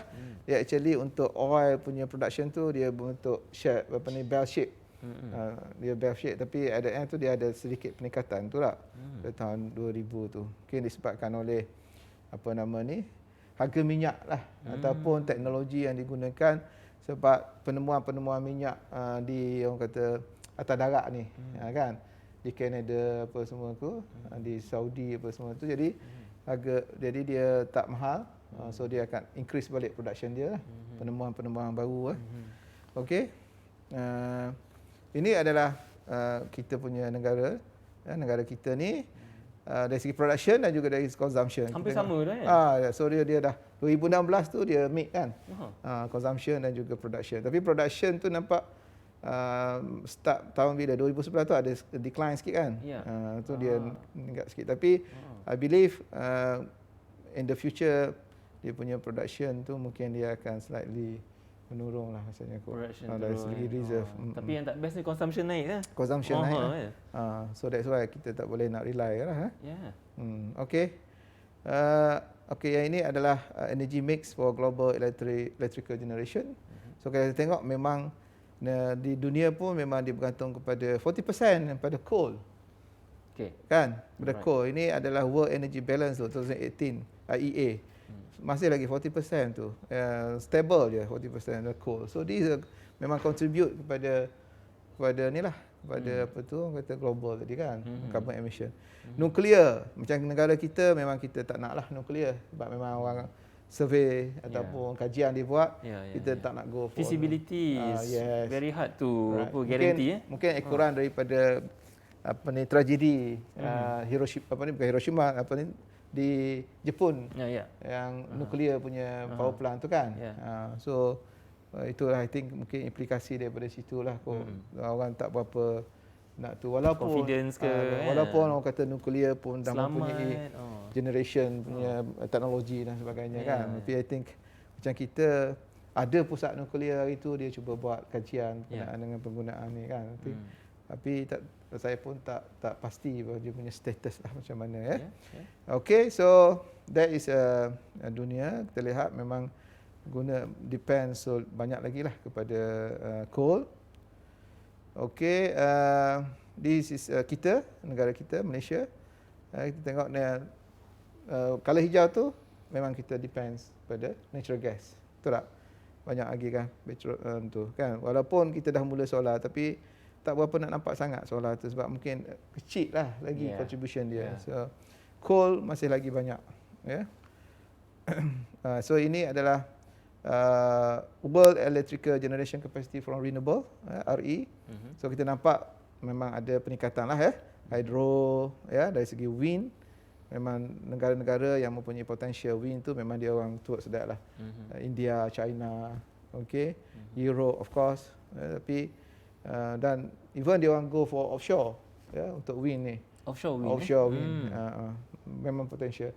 Okay, jadi macam saya pun buat studies offshore wind. Kita buat studies dan kita ada publish paper apa semua. At the end of the day ada orang kata macam players yang berminat untuk dapatkan maklumat lanjut lah berkenaan dengan data wind offshore.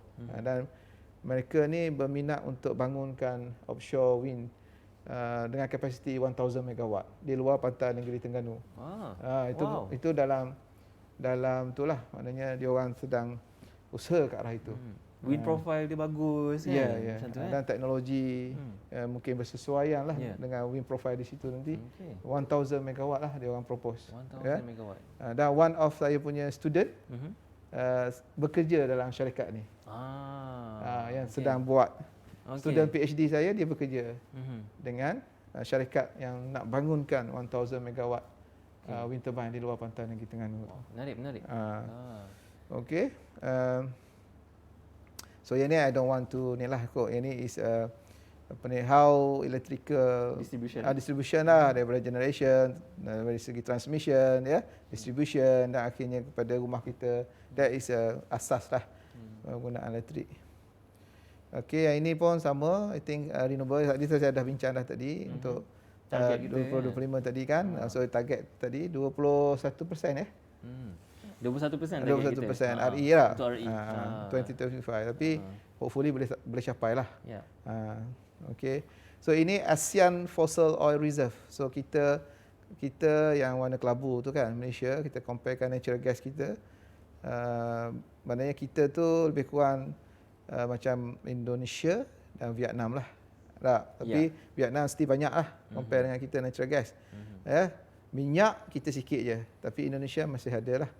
Coal, Indonesia of course dia banyak. So that's why kita import coal daripada Indonesia. Sebab mungkin dia punya cost production dia murah. Dia surface apa semua lah. Lignite pun kita ada. Lignite ni dia macam ke coal tapi dia dia tak keras macam coal lah. Lignite ni dia berasaskan daripada Solid base lah. solid base, tapi dia berasaskan daripada macam ke plant apa semua tu kan, pokok-pokok yang dikompres. Itulah dia lignite ni ya. Okey. Kemudian ini ada ASEAN Fossil Oil Reserve. Okey. Sama jugalah macam tadi. So kita still lagi, kalau bandingkan dengan negara Indonesia tu, kita masih lagi lebih kurang lah dari segi natural gas apa semua tu yang ini adalah electricity generation according to Fuel Malaysia. Ya, so kalau kita lihat kita daripada mana tu banyak. Okey. Yang warna biru tu warna biru tu natural gas lah. Ya, masih lagi natural gas. Masih lagi natural gas Ya. Natural gas banyak Dan juga coal lah. Dan juga coal. So hydro pun ada tapi tak terlalu tinggi. Jadi memang kita masih lagi bergantung kepada this fossil. Ya. Fossil Fossil. Kalau tak guna gas, kita bakar coal untuk dapatkan energi. Yeah, betul. So this is a percentage of energy input, electricity production in ASEAN country. Kalau kita tengok Malaysia 70.2% dah RE kita. 17 dah. 70. I think kalau by 2025 tadi dia nak 21 lah. 21. I think can be achieved. Boleh can be achieved kalau solar semua. Ya, boleh. Kan hydro tadi sikit target dia kan. Singapore of course dia negara kecil kan. So dia I think dia pun banyak juga pakai solar. Tapi dia tinggi natural gas lah di Singapore Filipina quite tinggi juga renewable dia Myanmar paling tinggi Myanmar Myanmar I think hydro lah. Hydro. Myanmar hydro, Cambodia pun hydro macam natural gas kita memang tinggi. 38%. Tapi slightly dah kurang lah. Before ni more than 50%. Betul tak? Bro, tengok kalau kita tak nak rely on natural gas, possible bro. Tengok Cambodia tu. Cambodia. Cambodia dia coal tinggi. Oh, tapi banyak guna coal. Banyak coal. Coal. Natural gas dia tak ada. Dia coal dengan I think hydro. Minyak pun ada. Macam kita coal masih lagi ada. 44.2% tu. So kita kena tengok macam mana kita nak reduce. So kena pelbagai sumber lah. Naikkan yang part RE tu kan? Yes, kena naikkan RE. Okay. So this is a percentage of energy input in power stations. Kalau kita tengok bermula daripada 1995 sehinggalah 2017, memang kita nampak berdasarkan kepada tu tengok RE meningkat kan? Okey. RE ada peningkatan lah. Sehingga 17.1 tadi. Okey. 20 ada RE warna kelabu. Dah meningkat dah meningkat lah. Tapi coal dengan coal masih lagi tak boleh nak tu lagi lah. Tapi natural gas kita dah turun. Natural gas dah turun sikit lah. Tapi dia punya emission daripada coal sebenarnya banyak. Okay. Again, so this one I think dia detail daripada yang tadi lah. 70%. 70% tu Okay. Ini again sumber tenaga penyanaan. Okay, I think tak perlulah repeating sometimes dia punya tu lah. So ini dia punya ada resources tu lah Okay, coal memanglah tinggi lagi kat sini. Very clear. Coal dengan natural gas. Dependency kita terhadap coal dengan natural gas. Okay, ini dari segi apa ni dipanggil dekat mana contribution dari segi skim tadi lah. IPP berapa banyak, co-generation, self-generation, FIT, LSS, NEN. So adalah di data tu diberilah. Anything data ni mungkin daripada SEDA lah kita boleh dapat yang ni. Kita boleh nampak dari segi penggunaan tenaga. Okey. So sama. Ini termasuk di Sabah dan Sarawak lah. Untuk Sabah dan Sarawak. Kalau kita tengok Sabah dan Sarawak pun sama juga So Sabah dengan Sarawak dulu kalau especially Sabah dari segi elektrik punya supply dia mungkin ada yang banyak yang tak stable lah. So Sabah one of the good site terutama di Kudat tu untuk kita buat construction ataupun installation wind. Wind so di sana berdasarkan pada kajian yang saya buat lah. Okay, yang ni tak apa. I think kita skip. Yang ni pun sama. I think Malaysia Primary Energy Supply, yang ni pun kita skip. Natural gas dengan coal contribute. Memang banyak kalau kita tengok. So yang ini energy mix kat ASEAN sama seperti yang slide yang sebelum ni lah ya. Okey, so yang ini adalah commercial FIT project by RE. So kalau kita nampak memanglah solar lah paling tinggi nowadays ya. Sebab memang solar promising kan. Very promising. Very promising. Makin lama makin murah kan. Dia punya modul. Tapi solar modul selepas pada post covid ni harga dia mahal. Semua orang nak pasang sendiri kat rumah kan. Harga dia mahal. Jadi saya dapat info yang apa ni macam pembida-pembida ataupun kontraktor-kontraktor yang dapat orang kata buat projek NEM ke LSS ke, dia mengalami sedikit kesukaran, shortage of solar panel. Okey. Macam tu sebab mungkin, demand makin tinggi kan. Mungkin COVID tidak ada apa ni orang kata factory berjalan dan sebagainya. Jadi shortage. Okey. Jadi dekat Malaysia ni kita ada kilang-kilang yang buat solar ni. Ada. Jadi saya dapat info juga kebanyakan solar-solar kita ni dibeli oleh orang luar daripada China. Dia orang beli pula kat sini. Dibeli pula dari Malaysia. Jadi kita shortage. So ada naik ada turun kat situ. So itu jadi harga solar panel meningkat pula. Okey. Ya. Okey. So ni against lah dia punya NEM daripada mana yang digunakan banyak. So kalau kita tengok warna yang banyak tu adalah industri lah, industri daripada NEM. Komersial pun ada dan domestik ada lah, macam kita domestik lah. Okey. Ini konsep NEM, so saya tak perlu tu. But energy yang kita generate kita boleh export. Dan kalau kita tak cukup, energy kita import. So that is a concept NEM tadi lah. Okay. So dia beri benefit both. Okay, ini yang saya sebutkan tadi, yang hydrogen tadi. Sebab ada usaha untuk kita perkenalkan hydrogen economy. Very clean. Very clean. Very clean. So ini adalah dia punya roadmap yang telah dibangunkan oleh pihak pihak Academic Science Malaysia untuk kita ni. Dan saya peringkat awal dulu memang saya terlibat juga untuk yang hydrogen roadmap ni. Tapi saya fokus kepada green hydrogen lah. Green hydrogen. Green hydrogen. Dan saya akan asalnya ada saya green hydrogen tu ya. So this is a concept of a hydrogen economy. Hydrogen economy why? Kerana hydrogen ni dia punya consumption, dia punya apa tu orang kata pembakaran dia byproduct selain daripada elektrik of course lah utamalah. Byproduct dia adalah water. Dia daripada air. Kemudian daripada air berlakunya reaction dalam apa tu air itu dia break molekul hidrogen dan oksigen lah melalui electrolysis proses. So kita boleh collect hidrogen tu dan juga oksigen, dan kita guna hidrogen tu untuk kita bekalkan ke fuel cell. Fuel cell ni ibaratnya sebagai generator lah. Sebab generator sekarang dia pakai petrol ke, pakai diesel ke. Tapi fuel cell ni dia perlukan hidrogen dengan oksigen. Bila dia berlaku reaction dalam fuel cell tu, dia keluarkan elektrik. So maka kat situlah hari ini kita nampak ada kereta, kilang-kilang kereta manufacturer big company car ni dia dah keluarkan fuel cell car. Maknanya fuel cell car tu adalah electric car lah. Dia tak pakai ICE engine, dia tak pakai international combustion engine. Dia pakai fuel cell car.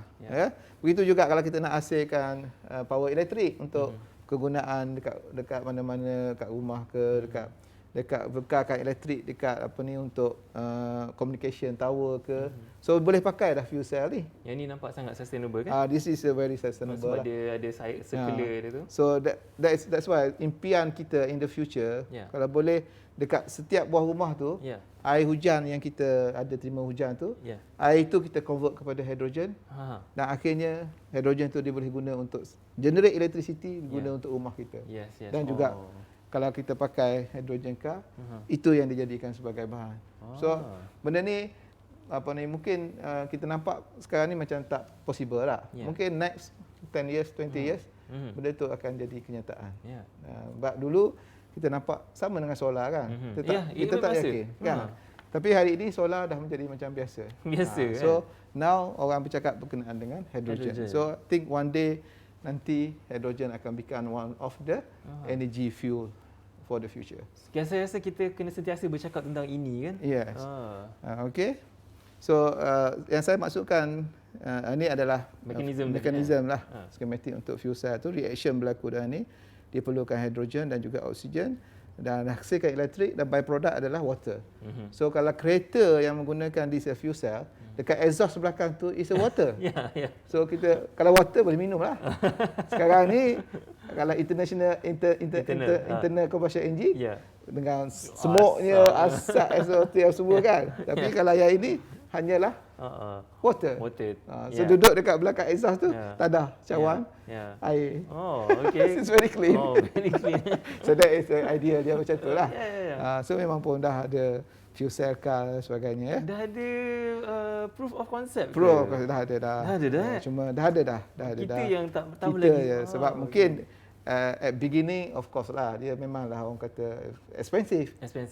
Tapi sama macam solar dulu kan? Ya, sama macam solar. As time goes long, kita akan dapati bahawa teknologi itu become mature, and akhirnya dia akan menjadi murah dan kita boleh guna. Okey. So ini saya sebutkan tadi blue hydrogen concept untuk hasilkan hidrogen tu sebagai fuel. So yang ini blue hydrogen ni hidrogen yang dihasilkan berasas petroleum base. So still lagi tak 100% green. Blue. Kalau grey dia masih lagi menggunakan apa ni orang kata petroleum base. Tapi dia ada mekanisme yang lain dipanggil sebagai apa nama ni carbon punya storage. Jadi dia ada tambahan dekat situ. Jadi bila ada tambahan dekat situ, so dia better sikit lah banding dengan blue tadi. Okay. Dan last one ialah green. So yang ini yang kita nak hasilkan, iaitu hidrogen tu berasaskan daripada renewable energy. Dia ada tier dia juga Yes, daripada biomass, daripada waste. Sebab renewable energy ni particularly kalau macam wind dan daripada wave apa semua dia intermittent.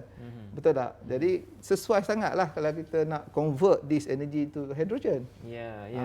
So this is a kind of kata usaha yang sedang dilakukan lah untuk menggunakan hydrogen. Even kalau kaitkan dengan hydrogen ni, I think Dr. Mak Ismail dan juga tim dia buat storage untuk hydrogen. This is a part of the hydrogen punya ekonomi lah. Sebab hydrogen tu dia boleh simpan dalam pelbagai bentuk. Dalam bentuk gas, dalam bentuk metal. Macam Dr. Mak ni dia lebih pada metal hydride, bentuk pembejal. Dalam bentuk cecair. So ada banyak teknologi lah. So that's kind of orang kata usaha telah dibuat bagaimana nak improve penggunaan this kind of hydrogen energy ni. Okay lah. Alright. So these are a few contoh lah. Yang tadi konsep bus saya sebut tadi kan. This is a fuel cell teknologi lah. Bus dah pakai. Tapi saya tak tunjuk lah. Ada yang UKM buat tu pun dah ada motosikal. Pakai. Kalau bus pun boleh mesti bus, this is bus yang pakai fuel cell. Pakai hydrogen lah. Amazing. So this is one example. Tapi banyak lagi lah. This is just for kongsi lah. Okey. Nanti orang motor tu kan. Motor semua pakai hidrogen. Alright, so ini yang saya sebutkan tadi usaha-usaha yang kita lah di peringkat UMT untuk kita introduce ni yang saya sebut hub tadi. Dan solar kat Wakaf tu kan. Jadi student kita boleh gunalah nanti apa tu nak charging laptop dia, telefon dia. Guna kat sini ini dekat ini this schematic diagram untuk wind turbine kat depan tu lah. Kalau kita nak pasang. Ni contohnya looks like macam ni lah. Ni plan kita ni. Plan kita. Tengok macam ni lah kat depannya. Kalau berjaya. Kalau ada duit. Kalau ada ni kita dah plan dah sedang diusahakan sekarang ni. Okay. So kat tengah tu is solar tree. Pokok solar. Cantik. Kan? Jadi nampak ada kelainan sikit lah. Kalau kita letak norm kan dekat random places kan memang nampak very so jadi macam mercu tanda betul. Untuk kita jugalah. Okey. Ini saya nak share. This is very interesting. Very interesting ini story. Ini sangat apa ni?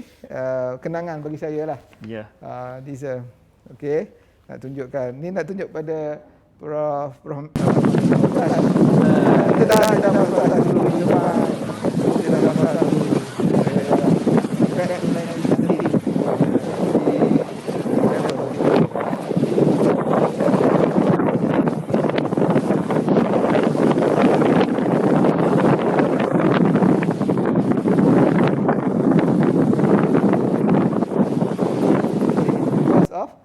Erosion. Erosion. Ah. Erosion mungkin disebabkan oleh sea rise, Sea rise, climate change. climate change, Yeah. global warming. Betul tak? Ya. So dia nampak kesan dia lah. So kita cuba salvage this, tapi ialah maknanya dulu tempat site ni dia 2 buah pandang bola lagi. 2 buah Dia padang punya bola. tu. Dia punya apa nama ni? Saiz darat dia tu. Ya, Patai dia tu. Ya. Tapi sangat cepatlah dia punya erosion dia. Tapi saya rasa Prof sebagai ketua projek ni memang ini cabaran Prof lah cabaran kita lah. Saya sebagai orang luar, saya tengok ni pun pada saya bila tengok wind turbine ni jatuh pada saya sangat menyayat hati lah. Saya tu tak nak bayang betapa sedihnya kan. Macam tu kan. At one time, tempat ni memang menjadi satu tarikan lah. Ya bro. Ramai orang datang tengok benda ni. Dan one day tu saya nampak ada orang pakai baju pengantin. Fuh. Dia pergi ambil gambar kat sini. Ambil gambar kat situ. Dia macam kan little Netherlands lah. Little Netherlands. Very nice. Good. Okay. So that is how. Okay, ni another tu lah Yeah. So actually wing very apa ni orang kata functioning well. Okay. Kalau kena dengan teknologi dia. Okay. So dekat Pulau Perhentian tu mungkin lain of the teknologi dia tak ada kena beberapa lah tu. part yang Ada perlu. beberapa part yang tak kena. Okay. So yang ni memang berfungsi dengan baik. Maknanya kita kata bahawa kita boleh gunakan wind energy dekat Terengganu lah especially. Terengganu sangat bertuah lah sangat kita bertuah. ni dengan ada pantai. Dengan ada pantai. Ada So I angin think kan. kita boleh guna this wind turbine ni Okay. So ini kenangan buat saya lah. Buat kami semua pun ya juga bro. Saya cuba sedaya upaya untuk apa ni, even waktu tu PH bawah apa ni Tuan Haji Haji Zaidin cuba nak salvage benda ni lah. Sebab tu dia buat kat bawah tu gabion wall. Gabion wall tu batu-batu tu untuk dia protect. Tapi siap 1 hari je. Esok pagi collapse dah gabion wall tu. Sangat kuat tu apa nama ni, hakisan tu, ombak tu. Jadi kita terpaksa dismantle semua, dan saya punya station tu pun dah habis dah masuk dalam laut apa semua, tak tahu ke mana dah perginya. Tu saya ingat pejabat pembangunan harta ni memang sampai pukul 5 pagi duk buat benda tu kan. So itulah, these memang kenangan lah bagi saya lah untuk yang ini. Kalau benda ni ada lagi, I think kita akan menjadi satu center rujukan lah untuk lihat this wind punya ni lah. Tapi apakan daya Ya Prof, tak apa, kita boleh move forward lagi. Move forward lagi insya-Allah. Okey. Ni saya sebutkan lagi, selain daripada sumber wind, kita cuba dapatkan tenaga daripada undercurrent. So kita dapat apa ni orang kata kerjasama daripada Penang Port lah. Penang Port tu dia panggil kita pergi tengok kat dia, boleh tak kita tap energy daripada undercurrent ni tidal punya. Sebab memang kita pergi kat site tu, kita dapati memang ada dia punya current yang baik. Dia berlaku dalam 1 hari tu pasang surut kat bawah tu, jadi ada arus kat bawah tu. Jadi memang kita dah bercadang untuk buat satu pilot project lah untuk ni, dan kita dah mohon satu grant bersamalah dengan pihak di apa ni waktu tu di Kedah. Dah lama dah. Kedah pun dah bertukar kepada Mestek, bertukar kepada Kasar dah sekarang ni.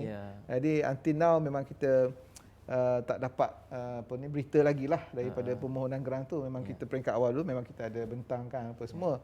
Tapi bila berlaku perubahan-perubahan apa ni tabiran dan sebagainya, memberi kesan jugalah kepada kita ni Okey. Ni lah kita akan guna turbine yang macam ni lah, undercurrent turbine ni. So that's why I think yang dekat Pulau Perhentian tu mungkin kita boleh guna this concept juga. Sebab ada 2 pulau kan. 2 pulau tu di tengah tu dia channel, so mungkin dia arus dia kuat kat bawah tu. Dan kita boleh harness tap the energy from the sumber tenaga kat situ. Sumber tenaga kat situ Okey. Ini yang konsep yang kita nak buat dekat Tok Jembal tu untuk bangunkan satu wave energy. Kita hybridkan dengan wind, hybridkan dengan solar. Ni jawapan kepada Prof Taj tadi. Prof Taj tadi. Jadi untuk masyarakat nelayan juga, sebab kita punya jangka masa panjang kita nak introduce battery boat Iya. ataupun bot yang pakai hidrogen tadi untuk nelayan pesisir pantai kan. So dia boleh guna di stesen lah. So dia memerlukan orang kata satu perancangan lah untuk ini, untuk dana dan sebagainya. Ini jangka masa panjang. Ini adalah projek semasa saya terkini, yang kita dapat grant daripada pihak daripada pihak KETA dulu, grant untuk kita bangunkan projek wave energy ya. Kita dah buat measurement wave apa semua. Jadi kita juga telah bangunkan satu inilah sistem lah. Ni ada prototype ni. Ini prototype ni. Ini kita akan buat wave, wind, mungkin juga dengan solar. Dan kita juga sedang buat satu cadangan untuk hybrid juga dengan hidrogen. Kita akan submit satu grant lah untuk kita bangunkan projek ni. Mungkin kita akan submit bawah Mosti punya projek lah. Grant lah kot ya, dalam masa terdekat ni. Okey. Ini prototype. Ini prototype dia. Ini yang actual lah. Actual yang kita akan pasang di Tok Jembar punya pantai tu. Sudah ada dah. Tunggu masa mungkin selepas pada musim ni kita akan pasang ini lah. Wave energy kita ni. Ya.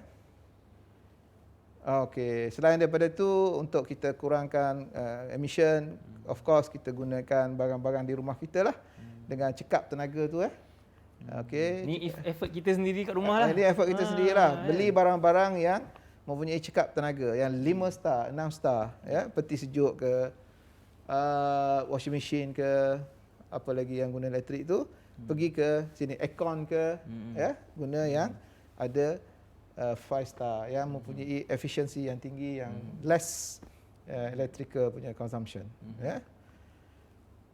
Ni kipas banyak ni. So kipas peti sejuk, periuk, nasi, TV semua ada chop tu 5 star ke atas lah boleh kita pakai. So that is kita punya ni lah inisiatif daripada rumah, selain daripada kita dari kita sendiri daripada kita pengurangan pembaziran so benda-benda macam ni lah yang perlu kita amalkan. Okey. Ini just untuk perkongsian tu je. Ini ada teknologi kenderaan yang elektrik dan sebagainya lah ya. So, I think itu je. Okey, terima kasih bro. That's all. Dah habis dah. Nanti bro, belum lagi. Prof tak boleh lari lagi. Sebab apa? Saya dapat 2 soalan. Okey, kita ambil 2 soalan sebelum kita tutup kan. Okay. Kita ada masa dalam 15 minit lagi. Okey. Kita cuba kan. Okey, boleh. Saya bacakan soalan. Ni daripada Prof Ruzaidi. Prof Ruzaidi. Dekan saya ni. Okey. Dekan kita orang. Okey, dia kan tanya. Adakah nuclear energy juga dikelaskan sebagai renewable energy? Okey. Dan adakah masa depan energi kita di Malaysia ni juga akan menumpukan pada nuklear? Okey. Itu soalan nombor 1. Alright. Okey. Soalan kedua daripada Dr. Nur Afzalina. Adakah perlu syarikat Malaysia ni untuk ada carbon accounting? Carbon accounting. So sama macam konsep carbon tax tadi itulah. Carbon tax tadilah. Okey, tu 2 soalan. Cuba Prof. 2 soalan. Okey, saya jawab soalan Prof Ruzaidi kan.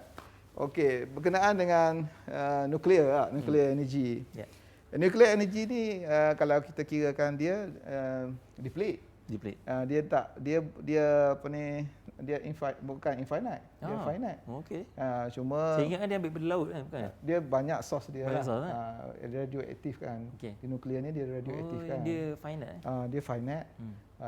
Tapi ialah sebab even though dia finite tapi dia punya power daripada dia punya sumber tu, source dia tu mungkin besar.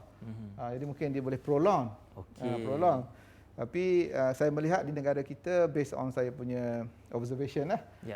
Memang macam negara kita ni tak orang kata tak memberi fokus untuk ke arah nuklear. Tak ada. Tidak ada lah setakat ni saya nampak lah. Prof Dekan. Sebab mungkin banyak faktor-faktor lah yang telah pun orang kata dilihat utamanya dari segi security. Mungkin kesan daripada nuclear reactor dekat Jepun tu akhirnya memberi satu gambaran yang sangat menakutkan. Saya setuju. Sehingga kan kita macam maknanya macam kerajaan nak ambil sebut nuklear je kita macam fobia. Betul tak? Betul. Jadi I think at the moment memang kerajaan dia tak go for yang nuklear yang besar-besar. Mungkin ada kajian dibuat oleh agensi nuklear kita. Mungkin small capacity, dia tengok macam mana adakah sesuai ataupun tidak in term of the Containment. teknologi dia ya. Sebab kita lihat untuk nuklear ni waste dia itulah. Ya, macam mana nak kita control? kita nak apa ni, waste dia tu kita nak dispose macam mana. Ya. Bukan kita nak dispose dalam kita punya bumi. Ya. Betul tak? Ya. So it's quite, pada saya kalau boleh kita avoid dululah go to nuclear. Kalau cari dahulu yang natural punya energy resource. That is my pandangan, Prof Dekan. Yang kedua tadi carbon tax. Carbon tax, ya. Carbon tax. I think that is the time. Carbon accounting kata. Ya, carbon accounting. I think negara-negara maju telah pun praktik this kind of tax ataupun accounting ya. Sebab memang di negara maju memang dia sangat particular on this carbon emission ni. So I think this is timely kalau kita nak pastikan bahawa kita komit dengan apa yang telah pun kita persetujui dalam Kyoto, dalam COP punya agreement apa semua tu. I think mungkin this is timely kerajaan melihat perkara inilah pada saya. Okey, alhamdulillah. Kita berjaya, Prof. Okey. Dah tak ada soalan lah? Tak ada soalan. Okey. Tak ramai kot orang tu Ramai yang datang ni. Mungkin sebab semua terpana kan. Okey, so saya rasa apa yang Prof sampaikan ni memang sangat bermakna. Saya sendiri pun saya belajar banyak daripada sesi ni lah. Dan boleh tak kalau Prof share sikit apakah kata-kata akhir berkenaan dengan impian negara tadi tu? Okey, baik. Terima kasih. Dari segi tenaga kan? Dari segi perspektif tenaga lah. Pertama sekali adalah of course harapan saya lah. Kita nak supaya pertamanya kita kena komit kepada apa yang telah pun dipersetujui oleh negara kita untuk kita untuk kita reduce dari segi carbon emission tadi. Macam mana kita nak pastikan bahawa ada certain masa kita achieve target lah. So kita perlukan komitmen daripada kita, daripada dalam kita, daripada diri kita sendiri. Bermula daripada diri kita, bermula daripada keluarga kita, bermula daripada institution kita, for example. Sebagai universiti sebagai kita sebuah contribute universiti, sebagai sebuah negeri dan sebagai negara. So itu perlu kita menjadi satu macam habit kita lah, amalan kita. Jadi pada amalan kita, habit kita, kita praktikkan benda ni. Go for recycle, 3R tu, reduce, reuse, recycle kan. So sebab benda-benda tu semua memang dia akan memberi kesan. Jadi itu harapan saya dan of course kalau boleh kita nak supaya kita sebagai sebuah universiti yang niche kepada marine, kepada pensyarah-pensyarah kita, ahli akademik kita, tak kira dia punya, sebab dalam sesuatu, contohnya dalam kita nak terokai a new technology, for example daripada marine punya energi jadi kita perlukan banyak kepakaran yang perlu kita gambelingkan bersama. Bukan saya saja, for example. Jadi kita perlu input daripada banyak disiplin. So di situ mungkin kita boleh collaborate ataupun kita kena mati disiplin lah bersama-sama untuk kita lihat perkara ini. Kan? Sangat setuju, Prof. Kalau katalah macam bukan saja kejuruteraan, malah accounting pun akan masuk. Yes, betul. Data science pun akan masuk. Data science pun akan kita masuk. Kita kena kerjasama. Marine environment pun akan masuk. Marine environment pun akan masuk. So dia lebih lagi bersifat orang kata menyeluruh. Holistik kan. Bukan sahaja saya fokus kepada energi semata-mata, tapi dia akan berkait bagaimana soalan-soalan yang telah pun dilontarkan sebentar tadi. Baik, Prof. Okey, saya rasa saya ucapkan terima kasih banyak, Prof. Sama-sama. Di atas masa dan juga sama-sama. Pengetahuan, pengalaman yang Prof share tadi tu, saya rasa sangat bermakna untuk kami semua. Termasuklah pada rakan-rakan yang ada di sini. Terima kasih bagi soalan. Kita trigger banyak benda baru pada hari ini kan. Ya, insya-Allah.